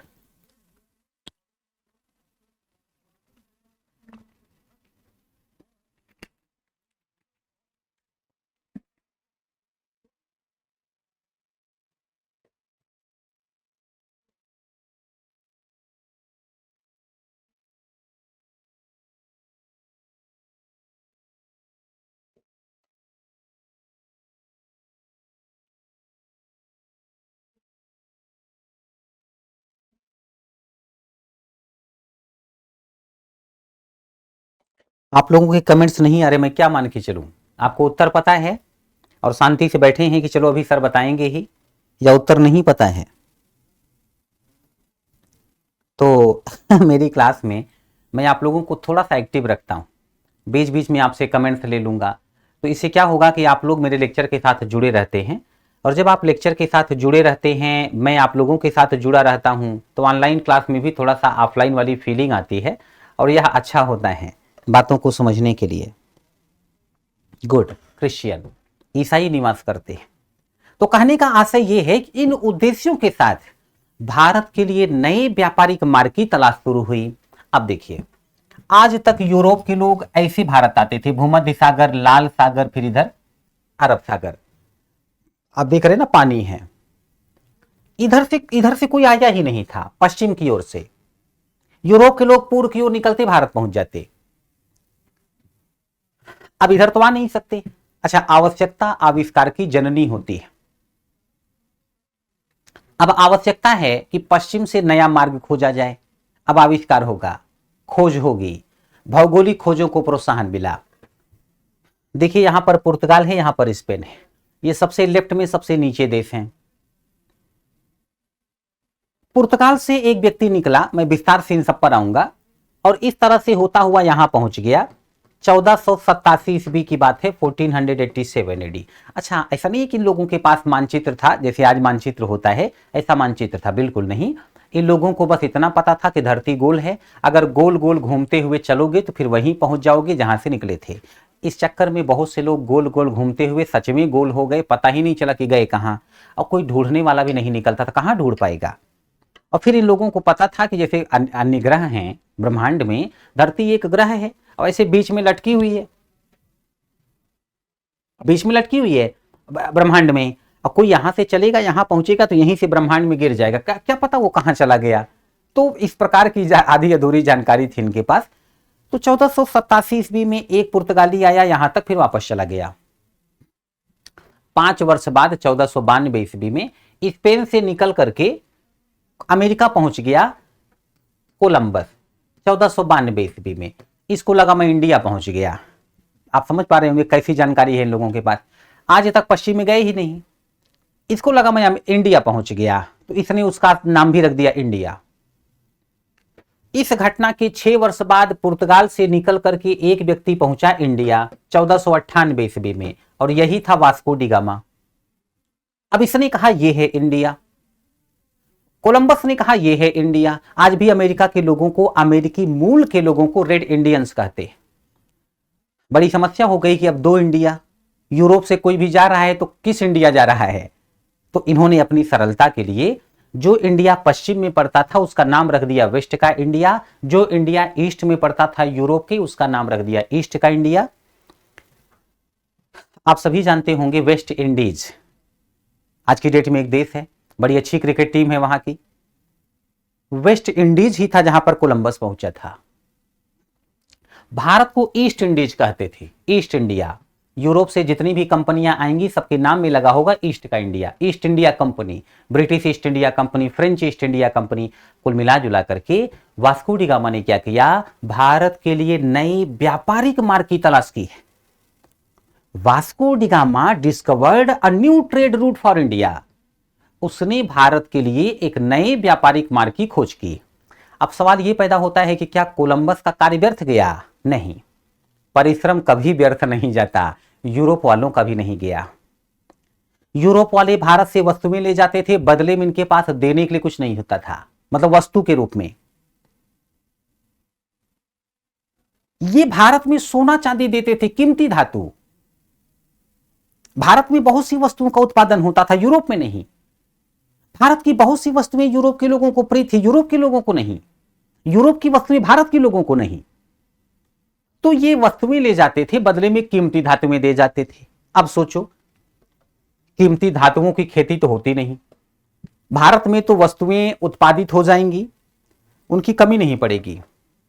और यूरोप में कीमती धातुओं की खेती तो होगी नहीं, यूरोप में कीमती धातुओं की कमी पड़ रही थी।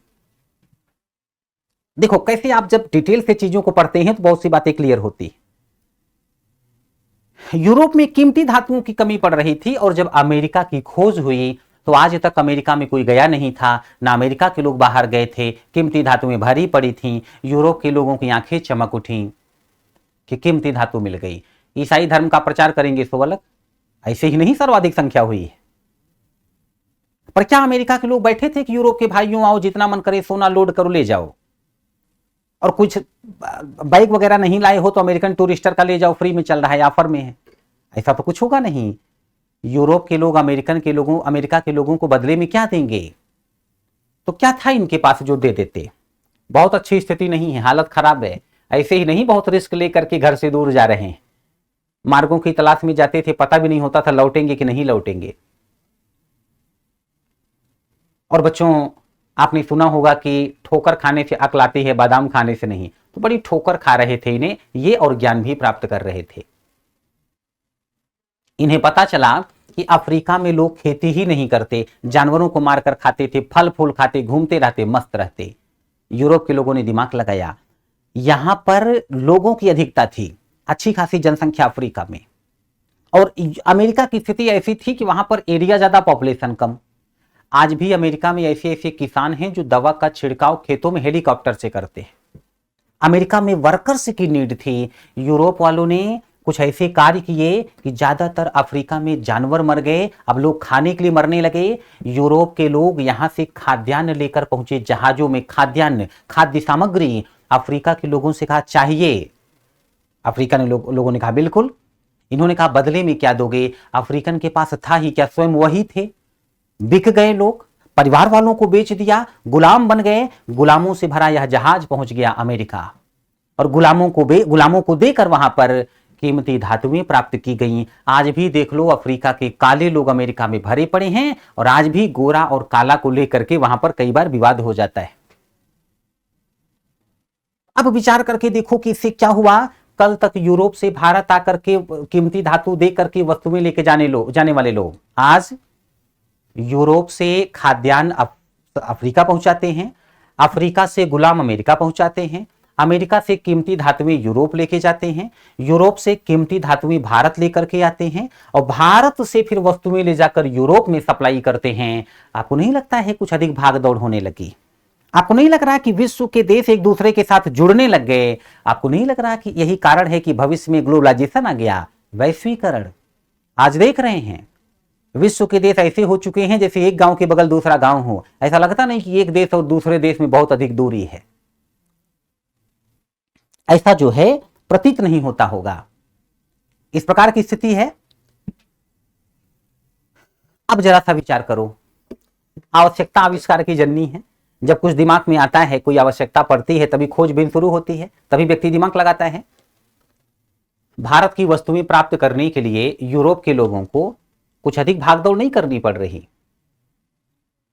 अब सोचो, यदि यूरोप के लोग भारत पर कब्जा कर लें, फिर इतनी भागदौड़ करनी पड़ेगी, फिर कीमती धातुएं देनी पड़ेगी भारत में। कब्जा कर लें, वस्तुएं उनकी, लोग भी गुलाम, जहां चाहे काम पर लगा दी, चाहे तो जीवित रहने दी, चाहे तो मार डालें, कुछ भी कर सकते हैं। और यही हुआ। भारत का दुर्भाग्य, भारत क्या दुनिया का भी दुर्भाग्य था, सिर्फ यूरोप वालों का सौभाग्य था बस। स्थिति देख लो, स्थिति देख लो।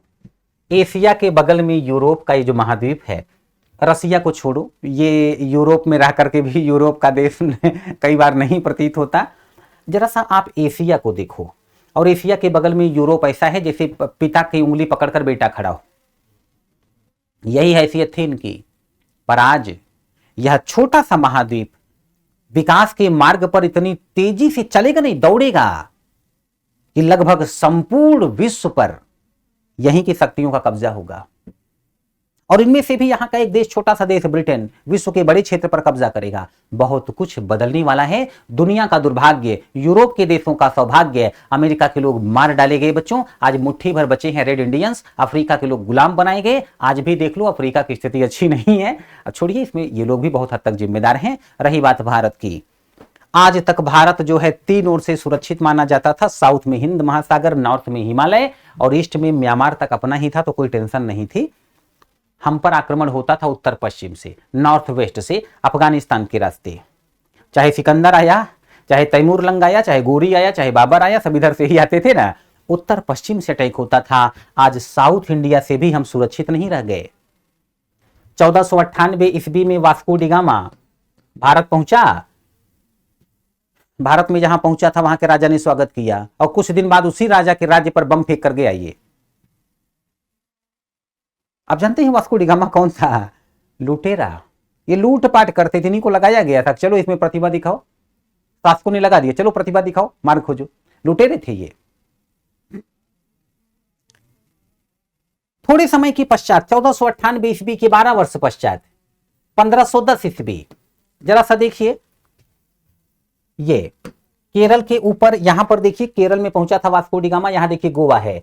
1510 ईस्वी में पुर्तगालियों ने गोवा पर कब्जा कर लिया। थोड़े समय के पश्चात ये देखिए मुंबई है। सालसेट बेसिन, बंबई, गुजरात के बगल देखिए यहां पर दीव है, दमन दीव, दीव कब्जा कर लिया पुर्तगालियों ने।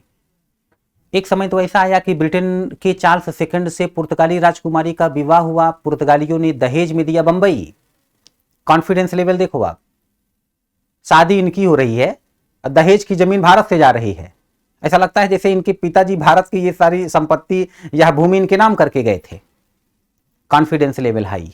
और जिस समय पुर्तगाली साउथ इंडिया के बड़े क्षेत्र पर कंट्रोल कर रहे थे, सेम टाइम पर उत्तर पश्चिम से भारत घुसा है बाबर। ये उत्तर पश्चिम से भारत घुसा है बाबर। बाबर 1526 ईस्वी में पानीपत का प्रथम युद्ध, और 4 वर्ष के अंदर ही उत्तर भारत के बड़े क्षेत्र पर कंट्रोल किया बाबर ने। अब मैं आपसे कहूं कि बच्चों मुझे यह बताओ, साउथ में शक्ति बढ़ा रहे पुर्तगाली ज्यादा पावरफुल हुए होंगे या नॉर्थ के बड़े क्षेत्र पर कंट्रोल करने वाला बाबर? तो आप मुझे कमेंट करके बताएं, आपको क्या लग रहा है? साउथ में प्रभाव बढ़ा रहे पुर्तगाली ज्यादा पावरफुल रहे होंगे या नॉर्थ में बड़े क्षेत्र पर कंट्रोल करने वाला बाबर? इसका उत्तर दीजिए तो मैं समझ जाऊंगा कि इतने समय से जो कुछ मैं आपको बता रहा हूं वो आप समझ पा रहे हैं।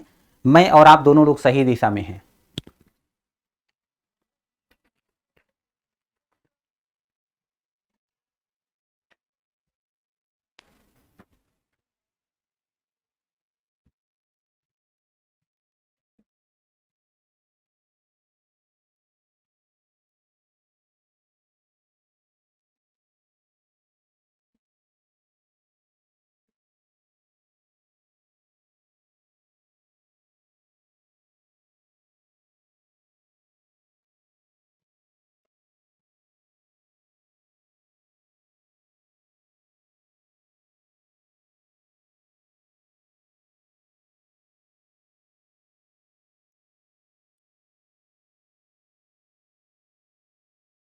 ठीक है, बाबर। तो मैं समझ गया कि आप लोग समझ चुके होंगे कि बाबर क्यों, क्योंकि बाबर ने उत्तर भारत के बड़े क्षेत्र पर कंट्रोल किया है। और मैं आपको बता चुका हूं, उत्तर भारत के बड़े क्षेत्र पर जो कंट्रोल कर ले उससे शक्तिशाली संपूर्ण भारत में कोई नहीं, बाबर। अब सवाल यह पैदा होता है कि जब बाबर ने कब्जा कर ही लिया, और आपको यह भी पता है कि बाबर के जो वंशज थे ये भारत में बड़े शक्तिशाली थे।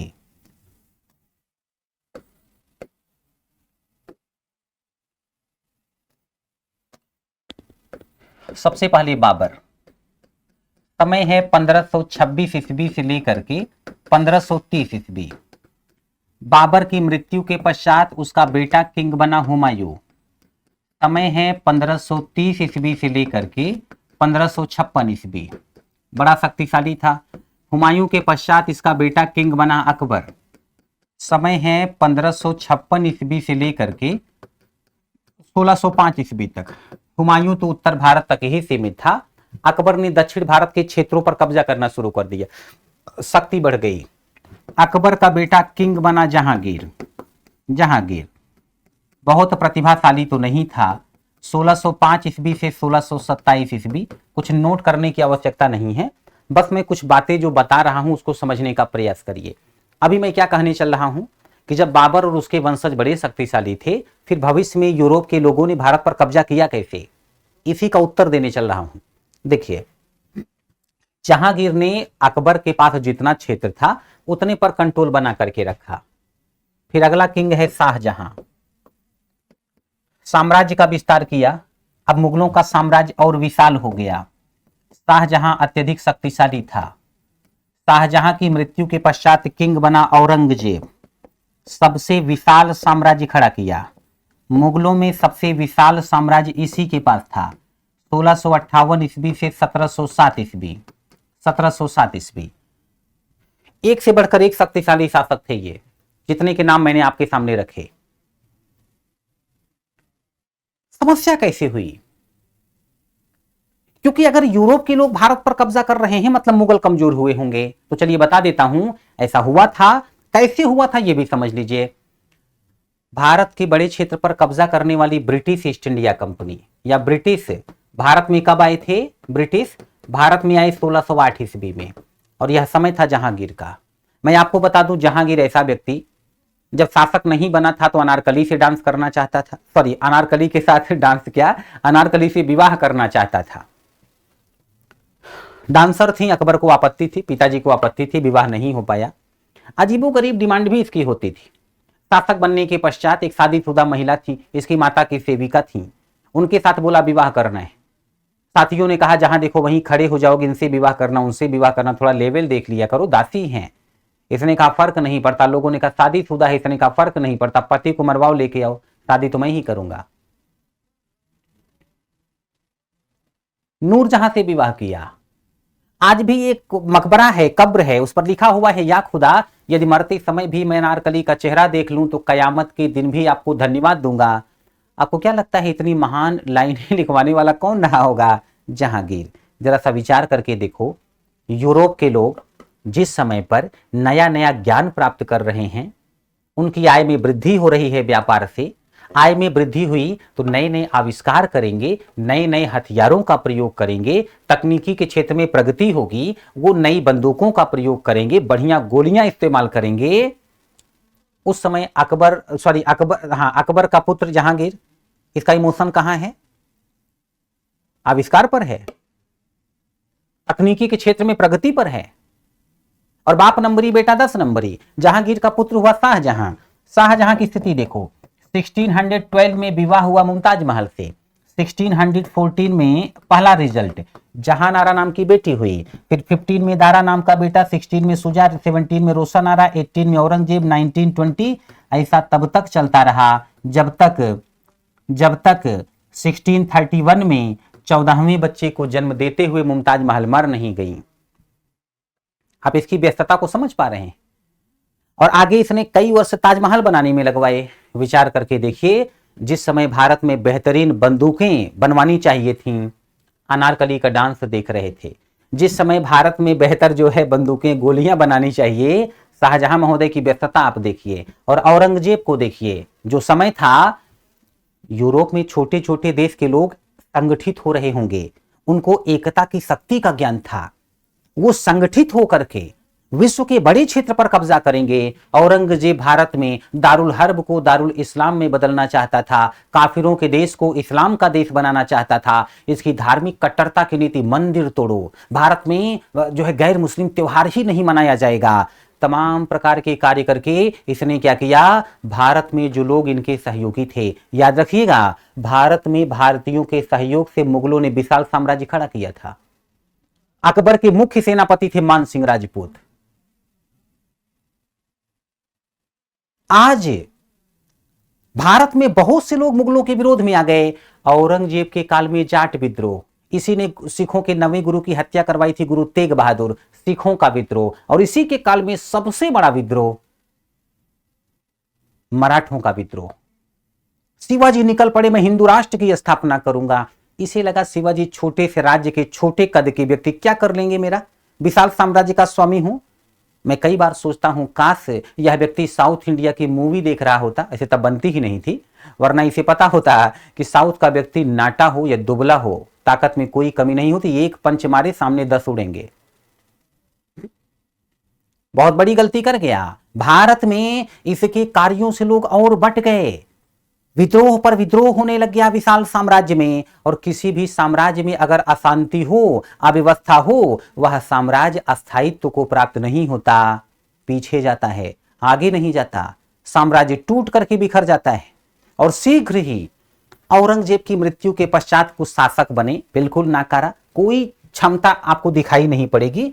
थोड़े समय बाद की बात है, मैं सीधा नेक्स्ट पेज पर लिखता हूं। एक शासक हुआ मोहम्मद शाह रंगीला।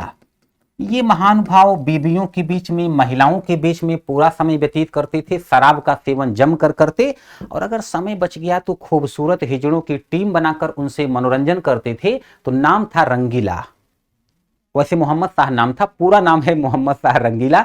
रंगीला भारत के लोगों ने दे रखा है, उपाधि देने में बहुत आगे थे। तो मोहम्मद शाह रंगीला का समय है 1719 ईस्वी से लेकर के 1748 ईस्वी तक। औरंगजेब की मृत्यु हुई 1707 में। 1719 में बता रहा हूं, कुल 12 वर्ष के बाद ये शासक बना था। और इसी के काल की बात है, विशाल साम्राज्य पर फोकस नहीं था, तो इसी के समय साम्राज्य टूट करके बिखर गया। जिन मुगलों के पास बहुत अधिक आय वाला क्षेत्र उत्तर प्रदेश हुआ करता था कंट्रोल से बाहर, बंगाल हुआ करता था कंट्रोल से बाहर, कर्नाटक हुआ करता था कंट्रोल से बाहर, हैदराबाद कंट्रोल से बाहर, मराठा पहले ही नहीं थे और राजपूत भी विरोध में। औरंगजेब के काल में ही राजपूतों ने भी विद्रोह किया था। साम्राज्य टूट करके बिखर गया और जब भारत छोटे छोटे राज्यों में बंट जाता, सब एक दूसरे से लड़ रहे होते, मर रहे होते, घर वाले आपस में लड़े, पड़ोसी लाभ उठाता है, उत्तर पश्चिम से तुरंत अटैक शुरू हो जाता था। और यही रंगीला का समय है, रंगीला का समय है कि 1739 ईस्वी में ईरान के शासक नादिर शाह ने भारत पर अटैक करके भारत को लूटा। 1748 ईस्वी में अफगानिस्तान के शासक ने भारत पर हमला किया। मुगल शासक कमजोर की नहीं, भारत कमजोर की नहीं। और 1748 के कुछ वर्ष के पश्चात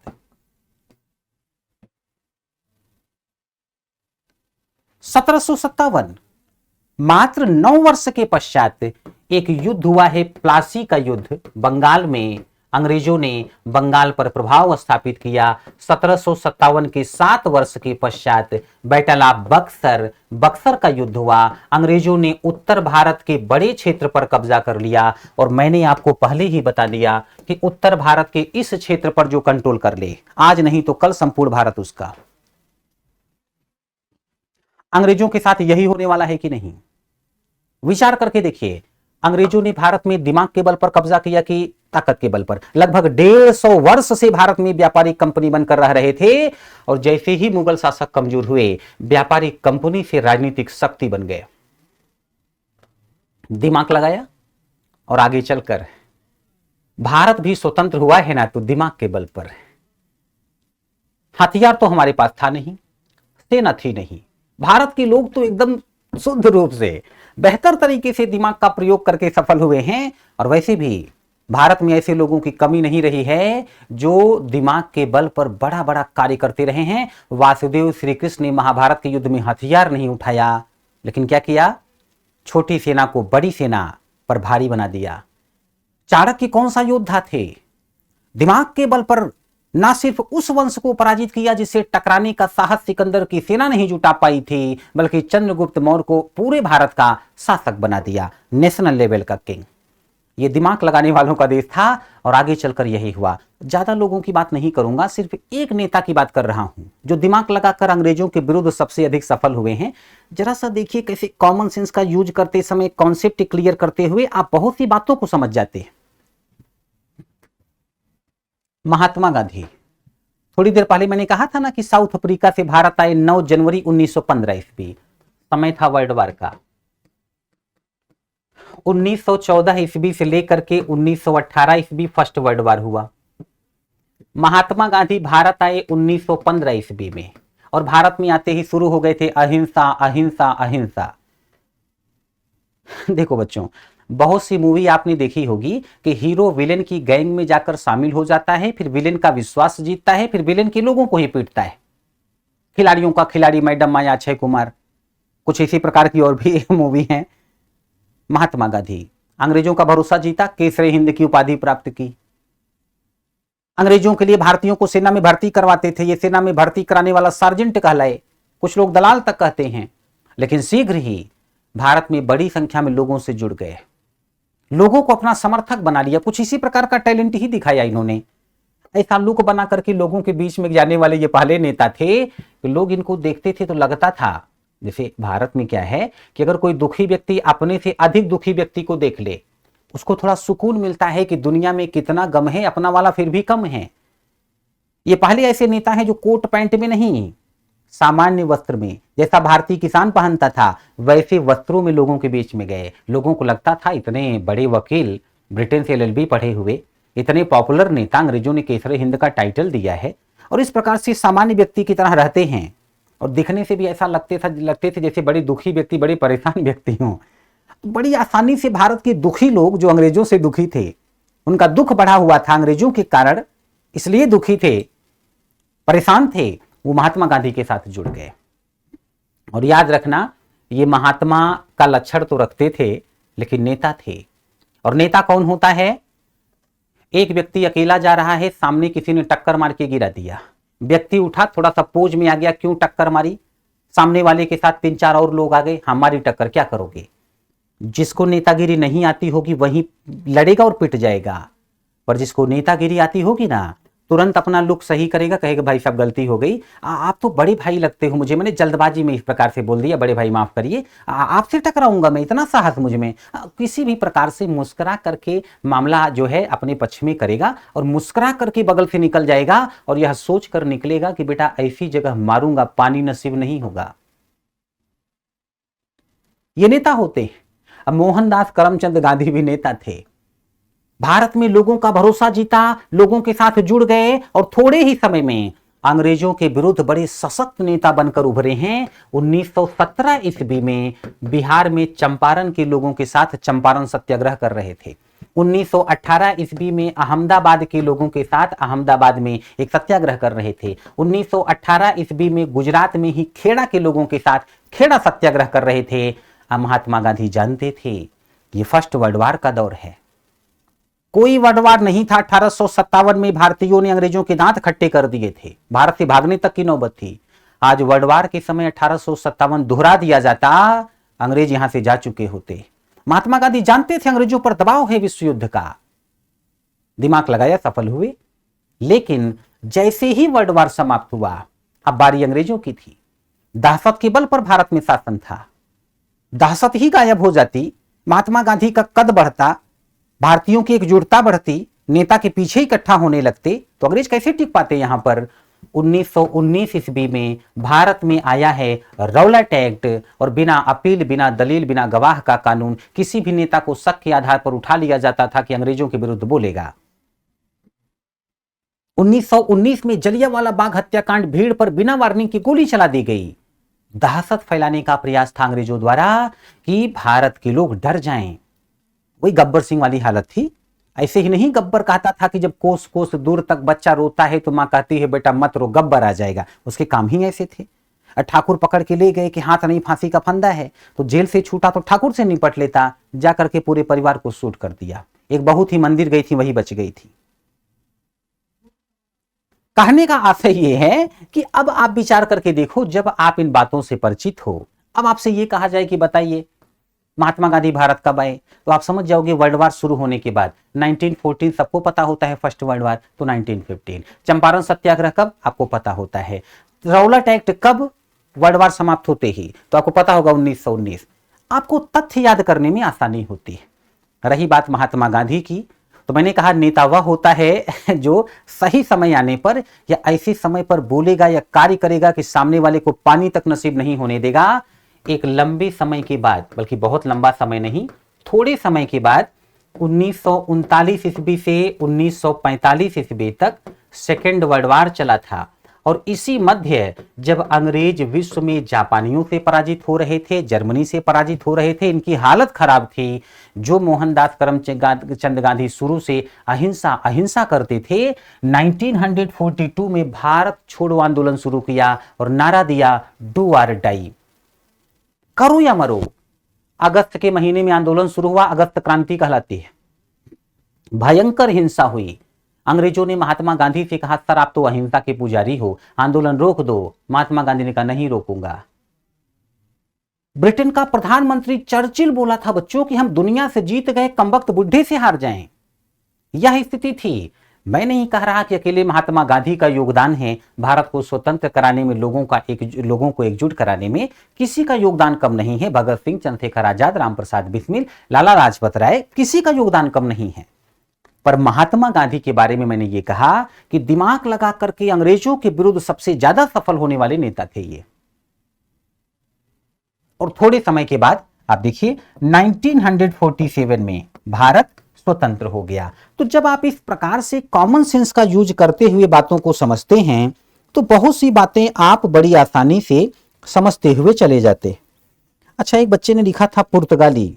मुझे लगता है कि आपने स्टार्टिंग से मेरा लेक्चर नहीं सुना होगा। अभी से बता दे रहा हूं कि मेरा लेक्चर आप 1 मिनट भी मिस नहीं कर सकते। बीच से लेक्चर पढ़ करके बातें नहीं समझ सकते। जो फर्स्ट लेक्चर से मेरा लेक्चर क्रम से सुनेगा, कंटिन्यू, और कोई भी लेक्चर सुनने से पहले पिछली बातें दिमाग में रखेगा, वही बहुत अच्छी तरीके से मेरा लेक्चर समझ पाएगा, वही कमीशन के डिमांड के अनुरूप तैयारी कर पाएगा और वही अपनी सफलता को अपने द्वारा जो है निश्चित समय पर प्राप्त कर लेगा, बल्कि उससे पूर्व ही। तो इस बात को समझिएगा। बीच से अगर आप लेक्चर पढ़ते, मेरी कोई हानि नहीं है, लेकिन आपको बातें समझ में नहीं आएंगी। और मैं फिर कह रहा हूं, यूपीएससी द्वारा रचे गए चक्रव्यूह में अभिमन्यु बनकर नहीं घुसना है, अर्जुन बनकर घुसना है। तो यहां पर इस प्रकार से आपको समझना है। अब देखो, अब तो आप समझ गए होंगे कि तथ्य क्या, कॉन्सेप्ट क्या, मानचित्र के सहयोग से कैसे इतिहास पढ़ना है, कैसे जो है विश्व में घटित घटनाओं को ध्यान में रखते हुए भारत का इतिहास समझना है, और कैसे डिटेल से बातों को समझ करके तब जो है कॉन्सेप्ट क्लियर करना है, और तभी होता ही है। इस प्रकार की बातें आप समझ गए होंगे। आप यह भी समझ गए होंगे कि मैं परंपरागत तरीके से इतिहास नहीं पढ़ाऊंगा, मैं कुछ इस प्रकार से पढ़ाऊंगा, कॉन्सेप्ट क्लियर हो जाएगा और तथ्यों पर पकड़ मजबूत हो जाएगी। और साथ ही जो कुछ मैंने आप लोगों को बताया, भारत में समय समय पर परिवर्तन होता रहा। अब परिवर्तन संसार का नियम है। इन्हीं परिवर्तनों को ध्यान में रखते हुए भारत का इतिहास 3 भागों में विभाजित किया गया है: प्राचीन इतिहास, मध्यकालीन इतिहास, आधुनिक इतिहास। क्यों किया गया परिवर्तन? प्राचीन काल में स्थिति अलग थी, चाहे वो चंद्रगुप्त मौर्य का समय हो, चाहे वो गुप्त वंश के शासकों का काल हो। भारत के लोग थे, भारत की भाषा थी, भारत तेजी से प्रगति कर रहा था। बाद में जब भारत पर मुस्लिम शक्तियों का आक्रमण हुआ, भारत का बड़ा क्षेत्र गुलाम हुआ, अलग भाषा बोलने वाले भारत आए, अलग संस्कृति के लोग भारत आए। राजकीय भाषा जो है, जो एक जमाने में कभी संस्कृत या कोई अन्य भाषा हुआ करती थी, आज फारसी भाषा हो गई। बहुत कुछ आपको बदला हुआ नजर आएगा। आप पढ़ रहे होंगे मध्यकालीन इतिहास। और जब भारत में मुस्लिम शक्तियां यूरोपीय शक्तियों से पराजित होंगी या ब्रिटिश से पराजित होंगी, अलग संस्कृति के लोगों का भारत में शासन, राजकीय भाषा अलग, इंग्लिश लैंग्वेज का प्रयोग होगा, अलग कल्चर के लोग भारत में, अलग भाषा के लोग भारत में बहुत कुछ बदलेगा। आप पढ़ रहे होंगे मॉडर्न हिस्ट्री, आधुनिक इतिहास, आधुनिक भारत का इतिहास। तो इन्हीं बातों को आप लोगों को विस्तार से पढ़ना है। एक और बात, एग्जाम की दृष्टि से सबसे महत्वपूर्ण है मॉडर्न हिस्ट्री, और मैं आप लोगों को सर्वप्रथम आधुनिक भारत का इतिहास ही पढ़ाऊंगा। ये मत सोचिएगा कि सर पहले आधुनिक भारत का इतिहास पढ़ाएंगे तो मुझे प्राचीन काल का इतिहास कैसे समझ में आएगा। कहीं पर कोई भी समस्या नहीं होने वाली। मैं इस प्रकार से पढ़ाऊंगा कि फर्स्ट लेक्चर से लेकर लास्ट लेक्चर तक सब कुछ आपको जुड़ा हुआ नजर आएगा, और आपको अलग लगेगा ही नहीं। अलग है पर लगेगा नहीं। ये कैसे होगा मैं स्पष्ट कर दूंगा। सबसे पहले मैं आप लोगों को मॉडर्न हिस्ट्री पढ़ाऊंगा। अब यहां से आप मेरे साथ लिखना स्टार्ट करिए। चलिए, सबसे पहले लिखिए इतिहास। इतिहास, और इसमें लिखिए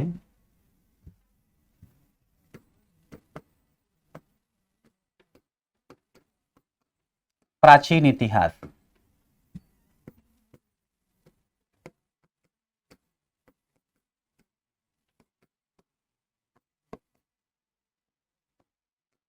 समय है 2350 ईसा पूर्व से 700 ईस्वी। देखो बच्चों, अलग अलग पुस्तकों में इस समय अलग अलग है, तो कंफ्यूज मत होइएगा।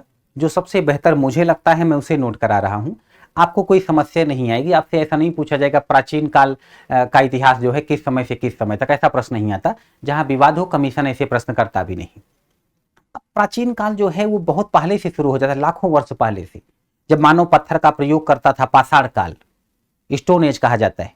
लेकिन यही समय जो है ज्यादातर विद्वान मानते हैं, इसलिए आप यही लिखिए। इसके पश्चात लिखना है मध्यकालीन इतिहास। समय है 700 ईस्वी से 1707 ईस्वी। दरअसल 1707 ईस्वी में ही औरंगजेब की मृत्यु हुई थी। उसके बाद मुगलों का होना ना होना बात बराबर थी। बड़ी तेजी से अंग्रेज प्रभावशाली होते चले जाएंगे, तो यहीं पर आकर मध्यकालीन इतिहास समाप्त हो जाता है। फिर आप पढ़ेंगे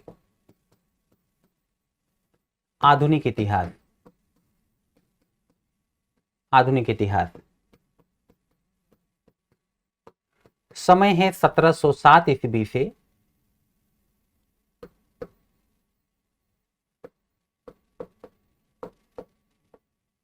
1947 ईस्वी। समय है 1707 ईस्वी से 1947 ईस्वी।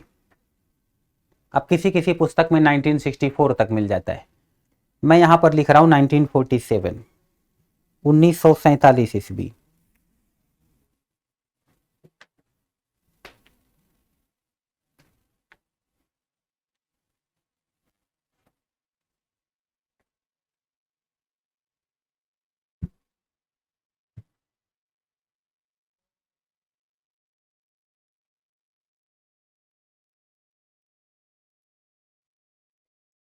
इतना लिखिए।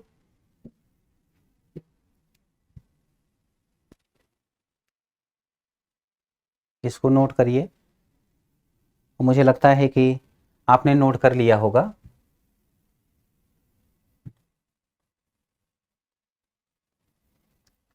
अगर कहीं पर समस्या लगे, आपको लगे कि मैं फास्ट नोट करवा रहा हूं, तो आप कमेंट में एस टाइप कर देना, समय भी नहीं लगेगा।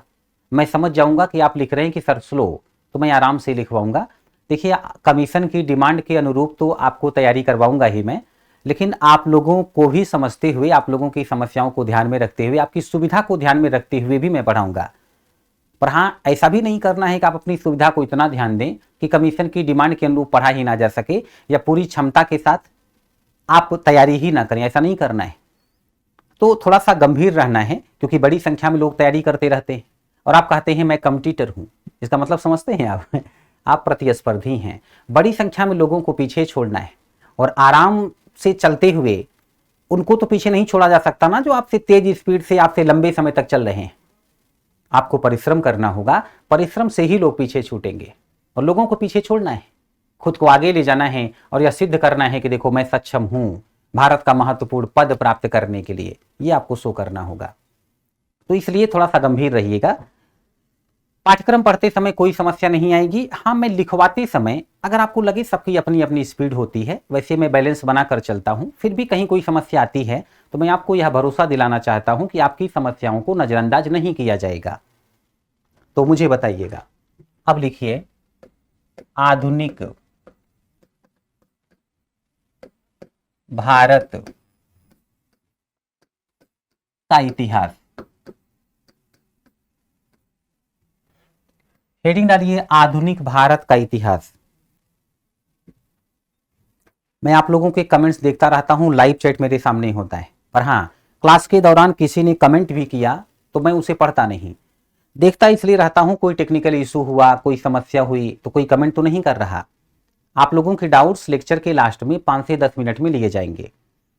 तो लिखिएगा आधुनिक भारत का इतिहास। अब यहां पर फिर एक बात समझिए, वैसे तो मॉडर्न हिस्ट्री का पाठ्यक्रम 1707 ईस्वी से शुरू होता है, लेकिन मैं वहां से पढ़ाने लग जाऊं तो बातें समझ में नहीं आएंगी। कारण यह है कि बीच से हो जाएगा। जैसे आप कोई मूवी बीच से देखें तो कैसे समझ में आएगा? समझ में तो तब आएगा जब आप स्टार्टिंग से देखें। तो मैं, क्योंकि मॉडर्न हिस्ट्री में आप लोगों को सबसे ज्यादा यूरोप के लोगों के बारे में पढ़ना होता है। भारत में यूरोप के लोगों ने कैसे कब्जा किया, ब्रिटिश ने कैसे कब्जा किया, फिर भारत के लोगों ने कैसे भारत की आजादी के लिए संघर्ष किया, यही सब तो पढ़ना है। तो क्यों ना यूरोप के लोगों को स्टार्टिंग से पढ़ा जाए, जहां से भारत का मार्ग खोजते हुए वास्को डिगामा भारत आया था। तो मैं आप लोगों को वास्को डिगामा से ही पढ़ाना शुरू करूंगा, मतलब 1498 ईस्वी से। तो मैं 200 वर्ष पीछे जाऊंगा, और ऐसा मैं अपने मन से नहीं जा रहा। आप प्रीवियस ईयर के क्वेश्चंस देखिएगा तो मॉडर्न हिस्ट्री में क्वेश्चन कहां से शुरू होते हैं? तो वास्को डिगामा से, पुर्तगालियों से, है ना। तो अब यहां पर आप लिखिए, हेडिंग डालिए भारत में यूरोपियों का आगमन।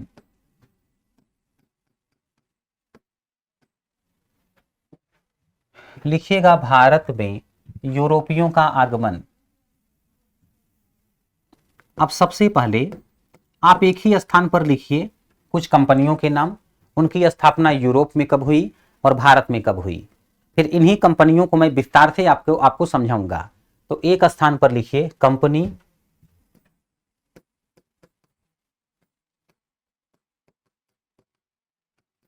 यूरोप में स्थापना,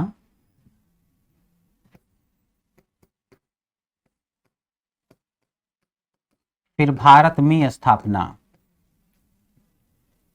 कंपनी यूरोप में स्थापना, फिर भारत में स्थापना।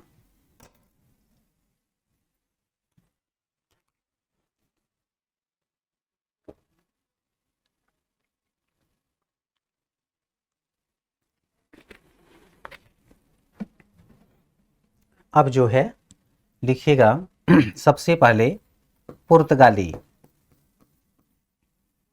सबसे पहले लाभ इन्हीं को मिला।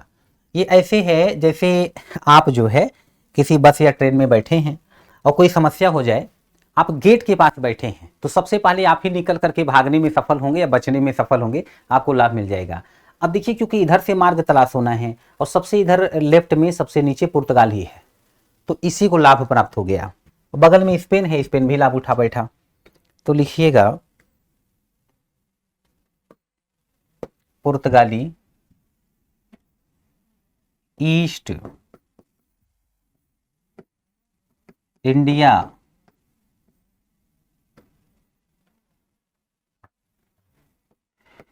कंपनी यूरोप में स्थापित हुई थी 1498 ईस्वी में और भारत में स्थापित हुई 1503 ईस्वी में।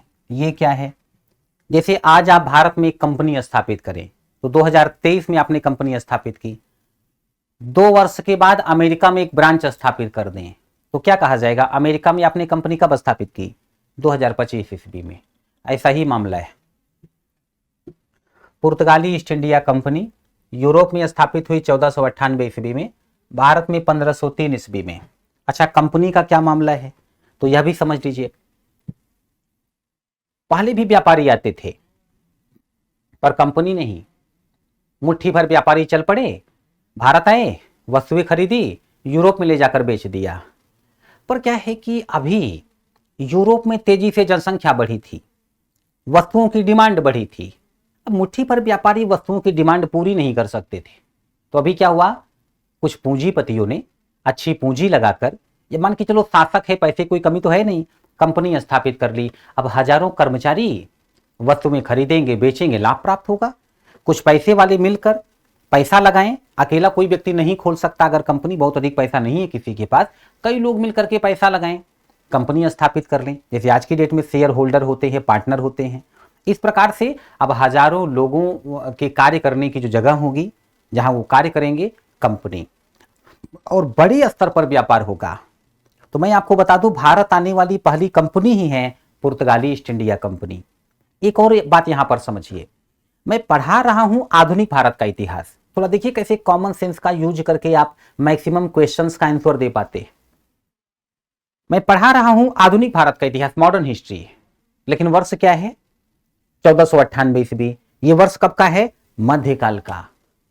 एक बार प्रश्न पूछा गया कि मध्यकाल में भारत आने वाली यूरोपीय कंपनी कौन सी थी।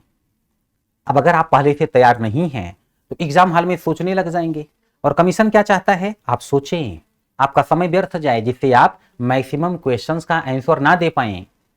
मैंने कहा ना, कमीशन की डिमांड समझिए, कमीशन के चक्रव्यूह को समझिए, तो इसी प्रकार से समझना होगा। उत्तर यही है, पुर्तगाली ईस्ट इंडिया कंपनी ही। तो आपका समय कमीशन लेने का प्रयास करता है और आपको समय देना नहीं है, व्यर्थ का समय तो गंवाना ही नहीं है।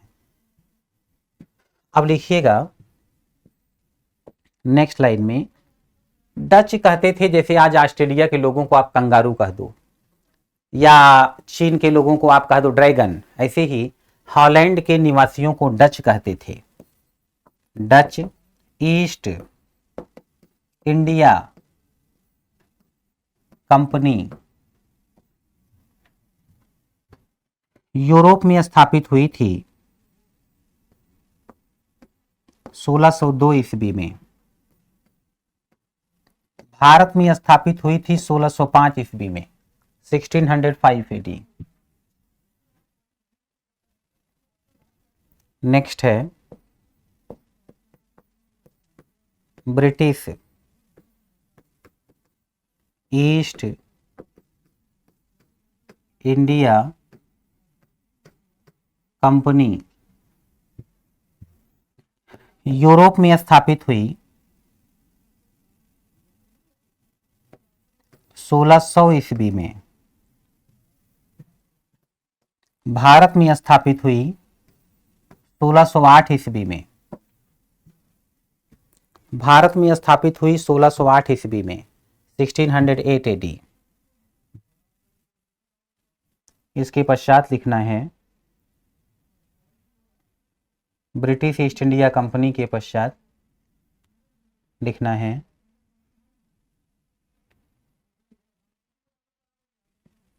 डेनिश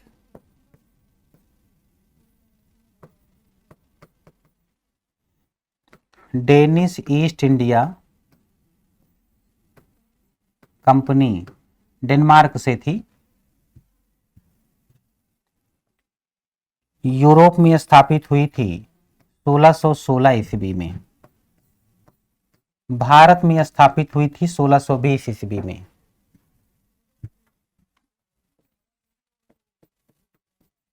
और लास्ट में है फ्रांसीसी ईस्ट इंडिया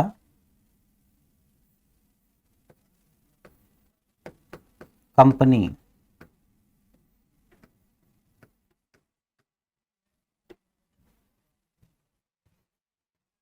यूरोप में स्थापित हुई थी 1664 ईस्वी में और भारत में स्थापित हुई थी 1668 ईस्वी में।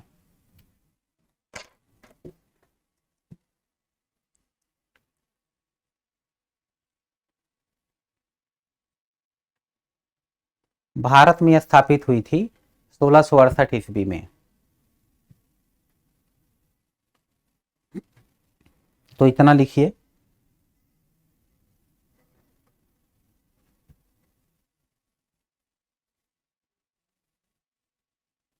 इसको रटने की आवश्यकता नहीं है। मैं इन कंपनियों को जब डिटेल से आपके सामने इन पर चर्चा करूंगा, इन कंपनियों के बारे में डिटेल से बताऊंगा, तो आप लोगों को अपने आप याद हो जाएगा।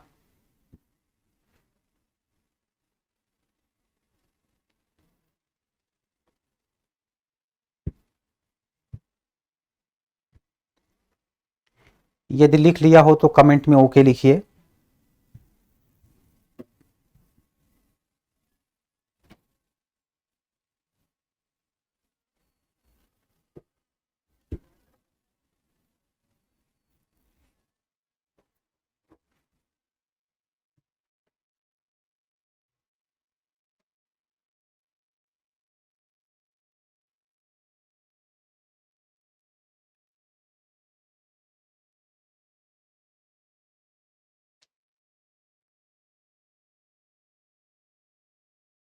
क्या आप लोगों ने नोट कर लिया?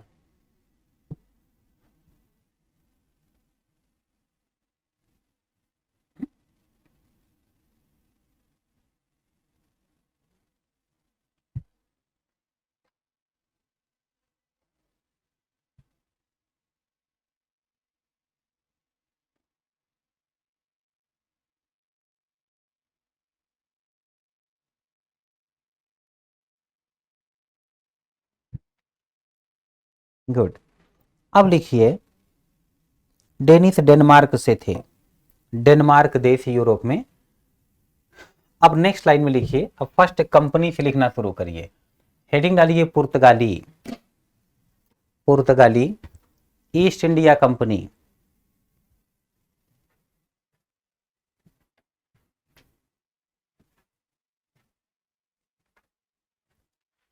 हेडिंग डालिए पुर्तगाली ईस्ट इंडिया कंपनी और इसमें लिखिए, नेक्स्ट लाइन से लिखना शुरू करिए, पुर्तगाली ईस्ट इंडिया कंपनी, पुर्तगाली ईस्ट इंडिया कंपनी भारत आने वाली, पुर्तगाली ईस्ट इंडिया कंपनी भारत आने वाली प्रथम यूरोपीय कंपनी थी। पुर्तगाली ईस्ट इंडिया कंपनी भारत आने वाली प्रथम यूरोपीय कंपनी थी।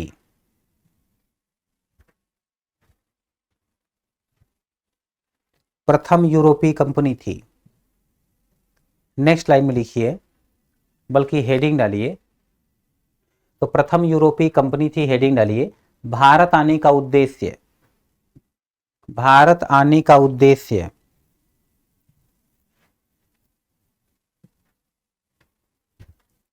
डैश करके नेक्स्ट लाइन में फर्स्ट पॉइंट, मसाले का व्यापार करना। फर्स्ट है मसाले का व्यापार करना, और सेकंड लिखिए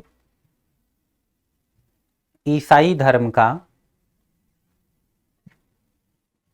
सेकंड पॉइंट है ईसाई धर्म का प्रचार करना।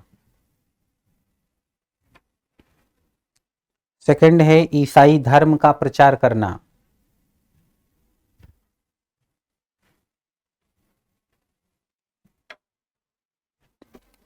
इस बात का ध्यान रहे कि 5 कंपनियां भारत आई हैं। आप अच्छी तरह से जानते हैं कि कंपनियों में कंपटीशन होता है कि कौन व्यापार से अधिक लाभ प्राप्त करे, कौन आगे निकल जाए। इन 5 कंपनियों में भी आपको प्रतिस्पर्धा देखने को मिलेगी। एक और बात, जो व्यापार से सबसे अधिक आय प्राप्त करेगा, देखिए कैसे कॉमन सेंस का यूज करना है। शुरुआत के 3-4 लेक्चर तक मैं आप लोगों को पाठ्यक्रम तो पढ़ाऊंगा ही, आपकी समझ को अधिक से अधिक बढ़ाने का प्रयास करूंगा, तभी आगे के सारे लेक्चर्स आपके लिए इजी और इंटरेस्टिंग हो जाएंगे। अब सोचो, जो सबसे अधिक आय प्राप्त कर लेगा वह अपनी शक्ति में वृद्धि कर बैठेगा कि नहीं? क्योंकि अगर कंपनियों के मध्य आज की डेट में दिमाग लगाकर कंपटीशन होता है, पहले क्या है, कंपनियां सेना भी रखती थी, युद्ध भी हो जाता था। जिसकी आय अधिक होगी उसी की सैन्य शक्ति जो है अधिक होगी, और जिसकी सैन्य शक्ति अधिक होगी वह अन्य कंपनियों को मार्ग से हटा देगा कि नहीं? जैसे मैंने कहा, कई राज्य हों और प्रत्येक राज्य आगे जाने का प्रयास कर रहा हो साम्राज्य निर्माण का, तो जो राज्य अधिक शक्तिशाली होगा, अच्छी तकनीक, अच्छे हथियार होंगे उसके पास, अच्छी सेना होगी, वह अन्य राज्यों को पराजित कर देगा साम्राज्य का निर्माण। तो 5 कंपनियां हैं, 5 कंपनियों में जिसकी आय अधिक, सैन्य शक्ति अधिक, बाकी कंपनियों को व्यापार से हटा दे, और अब अकेले बहुत अधिक आय प्राप्त करने लग जाए। अब और सैन्य शक्ति बढ़ गई, कॉन्फिडेंस लेवल हाई होगा कि नहीं? मैं आपको बता दूं, इन 5 कंपनियों में एक कंपनी उस देश से आई थी जिस देश को आज भी बनियों का देश कहा जाता है, वह देश था ब्रिटेन। सबसे ज्यादा लाभ व्यापार से ब्रिटेन ही प्राप्त करेगा। आय बढ़ती जाएगी, शक्ति बढ़ती जाएगी, बाकी कंपनियों को मार्ग से हटा। मैं यही बातें विस्तार से बताने वाला हूं, अभी बस इसलिए कह रहा हूं कि देखो कुछ इसी प्रकार से आपको सोचने की हैबिट डालनी होगी।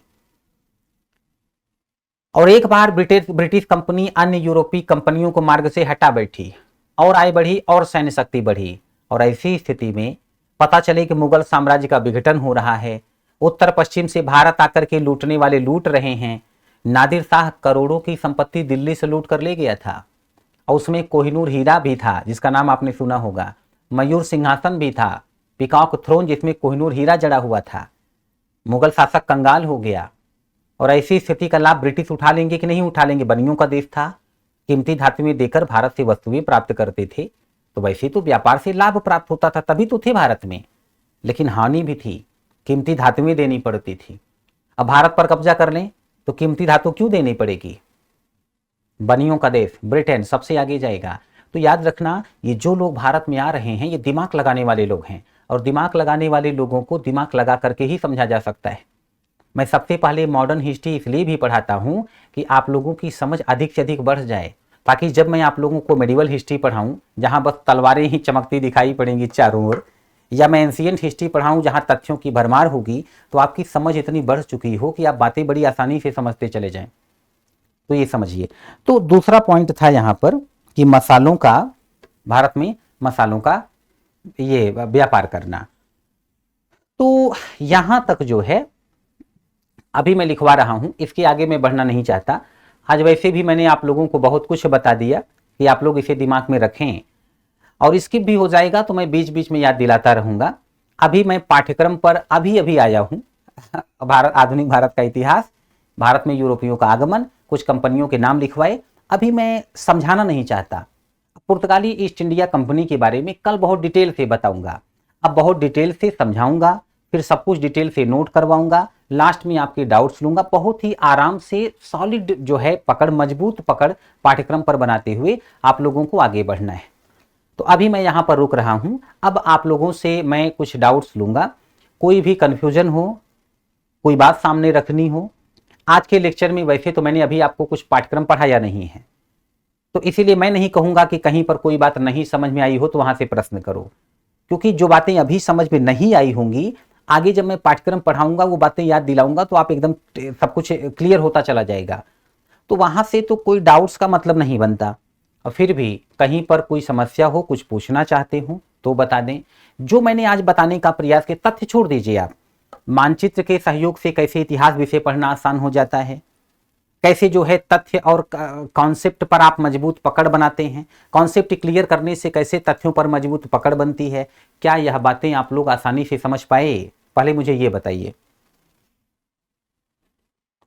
मैं ये जानना चाहता हूं कि आप लोगों की क्या स्थिति है, उसी के अनुरूप आगे की योजना बनेगी, है ना? तो पहले ये बताइए कि आज मैंने जिन बिंदुओं पर बल दिया या जो बातें समझाने का प्रयास किया, जो मुख्य मुख्य बातें हैं कि प्रीवियस ईयर साथ में रखिए, पाठ्यक्रम अपने सामने रखिएगा, और इसके बाद जो है मानचित्र भी सामने रखिए, मानचित्र के सहयोग से इतिहास पढ़ना है। मैं आप पर नहीं छोड़ूंगा, मैं मानचित्र के सहयोग से ही पढ़ाऊंगा क्लास में।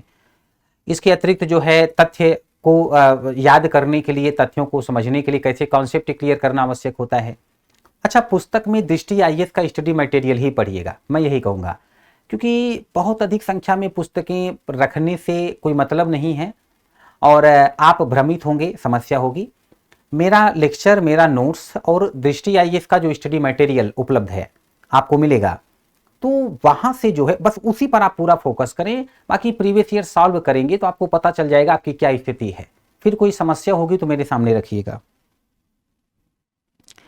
अभी कुछ पूछना चाहते हो तो बताएं।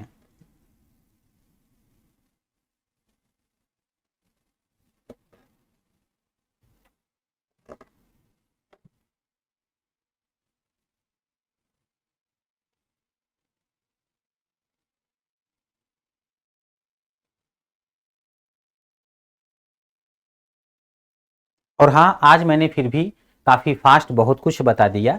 बस ये बातें आपके सामने रखनी आवश्यक थी कि आप समझ पाएं कि परंपरागत तरीके से आपको इतिहास नहीं पढ़ना है या कमीशन की डिमांड क्या है। अब जो कुछ पढ़ाऊंगा बड़े आराम से समझाऊंगा, फिर नोट कराऊंगा।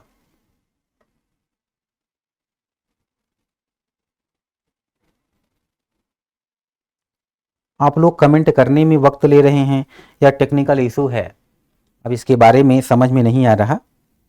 हो सकता है टेक्निकल इशू ही हो।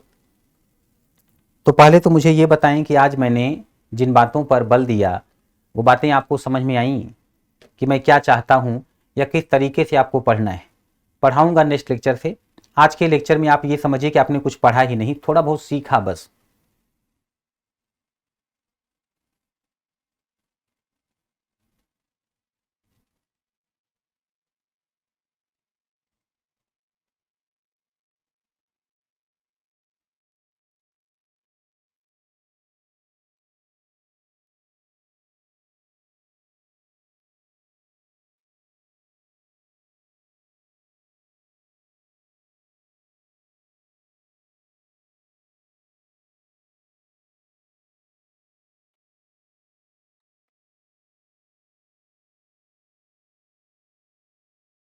आप लोग मुझे सुन तो पा रहे हैं?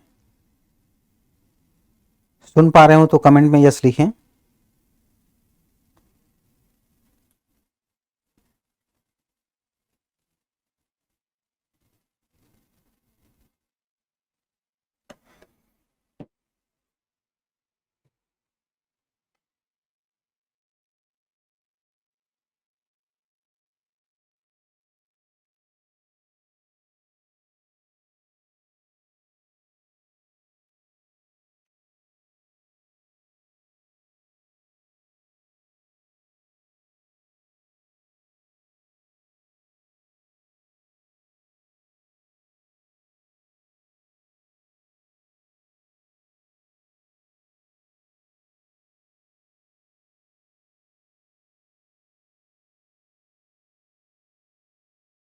हाँ, ये क्लास डेली इसी समय चलेगी। मुमताज ने लिखा था क्लास डेली इसी समय चलेगी। सुषमा ओझा ने लिखा है समझ आ गया सर, बढ़िया। आंचल त्रिपाठी ने लिखा है yes but no doubt, good.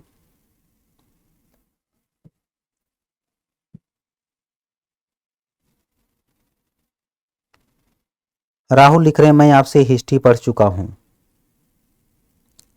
तो किस बैच में पढ़ा था बेटा आपने?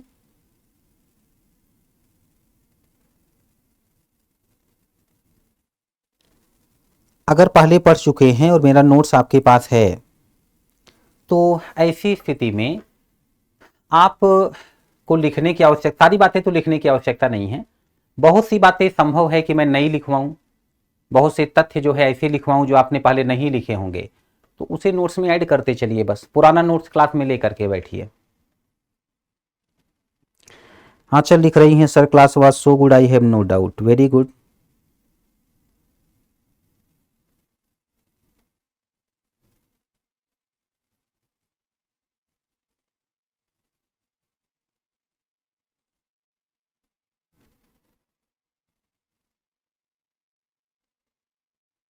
और कोई भी जो कुछ पूछना चाहें? अच्छा, आप में से कितने लोग इस बार एग्जाम में बैठ रहे हैं? कितने लोग ऐसे हैं जो इस बार एग्जाम में बैठेंगे? इस वर्ष किसे किसे आईएएस का एग्जाम देना है?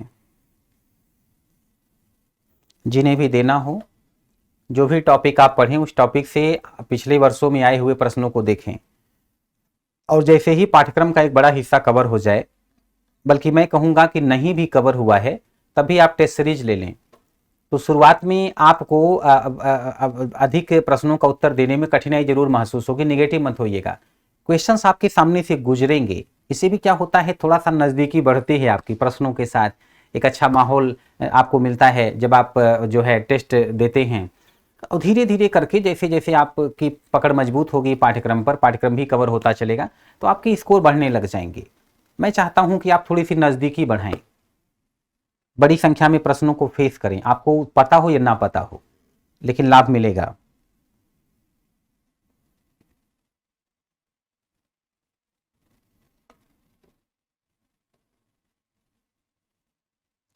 नहीं, मैं तो कहूंगा कि दृष्टि आईएएस का जो स्टडी मटेरियल है देख लीजिए। अगर आप लोगों ने स्टडी मटेरियल पता करिए कि कब तक पहुंचेगा, कैसे प्राप्त होगा।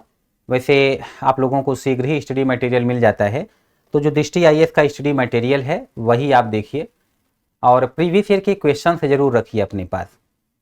तो देखिए, अगर दृष्टि आईएएस का उपलब्ध होता है तो उसे लीजिए, नहीं तो घटना चक्र का आता है उसको आप ले लीजिए, तो उससे आपको लाभ मिलेगा।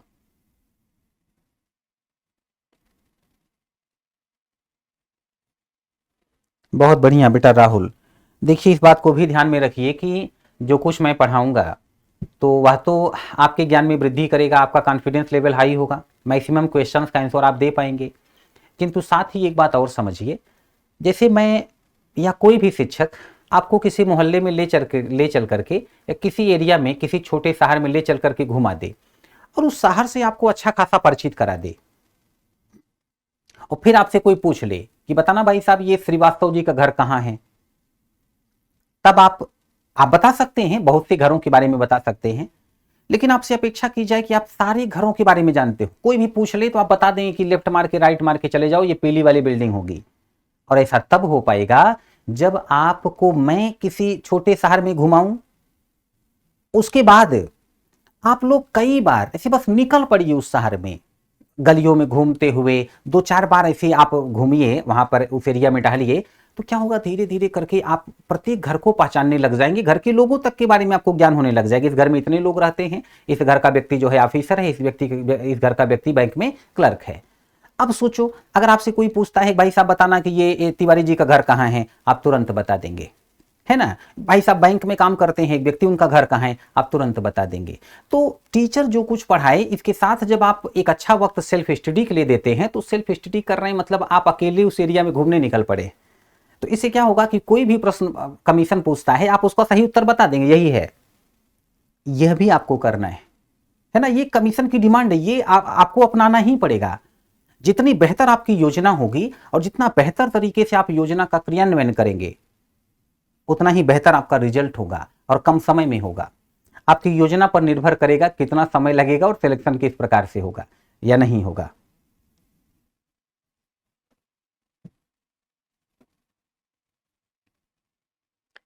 अच्छा, आंचल ऑनलाइन मेंटरशिप की स्टूडेंट भी हैं और 2023 में पीटी दिया था। बढ़िया बेटा, इस बार हो जाएगा। बस आप जो है अधिक से अधिक क्वेश्चंस का आंसर दो। आप टेस्ट सीरीज लो, आप प्रैक्टिस सेट लो, देखो सॉल्व करने के बाद कहाँ किस टॉपिक पर मजबूत पकड़ नहीं है। इससे क्या होता है कि बार बार आप बुक्स पलटते हो, बार बार आप नोट्स पलटते हो, तो कई बार आप रिवीजन करते हो, धीरे धीरे करके आपका स्कोर बढ़ने लग जाता है। बच्चे गलती तब करते हैं जब वो पढ़ते चले जाते हैं और ज़्यादा क्वेश्चंस नहीं सॉल्व करते, क्वेश्चन का आंसर नहीं देते, फिर एग्जाम हॉल में गलतियां करते हैं, बहुत से टॉपिक पर उनकी मजबूत पकड़ नहीं होती।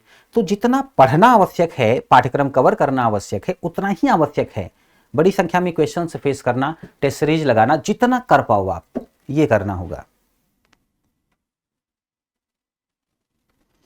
तो चलिए फिर आज के लेक्चर में यहीं तक, मुलाकात होगी नेक्स्ट लेक्चर में। बहुत बहुत धन्यवाद।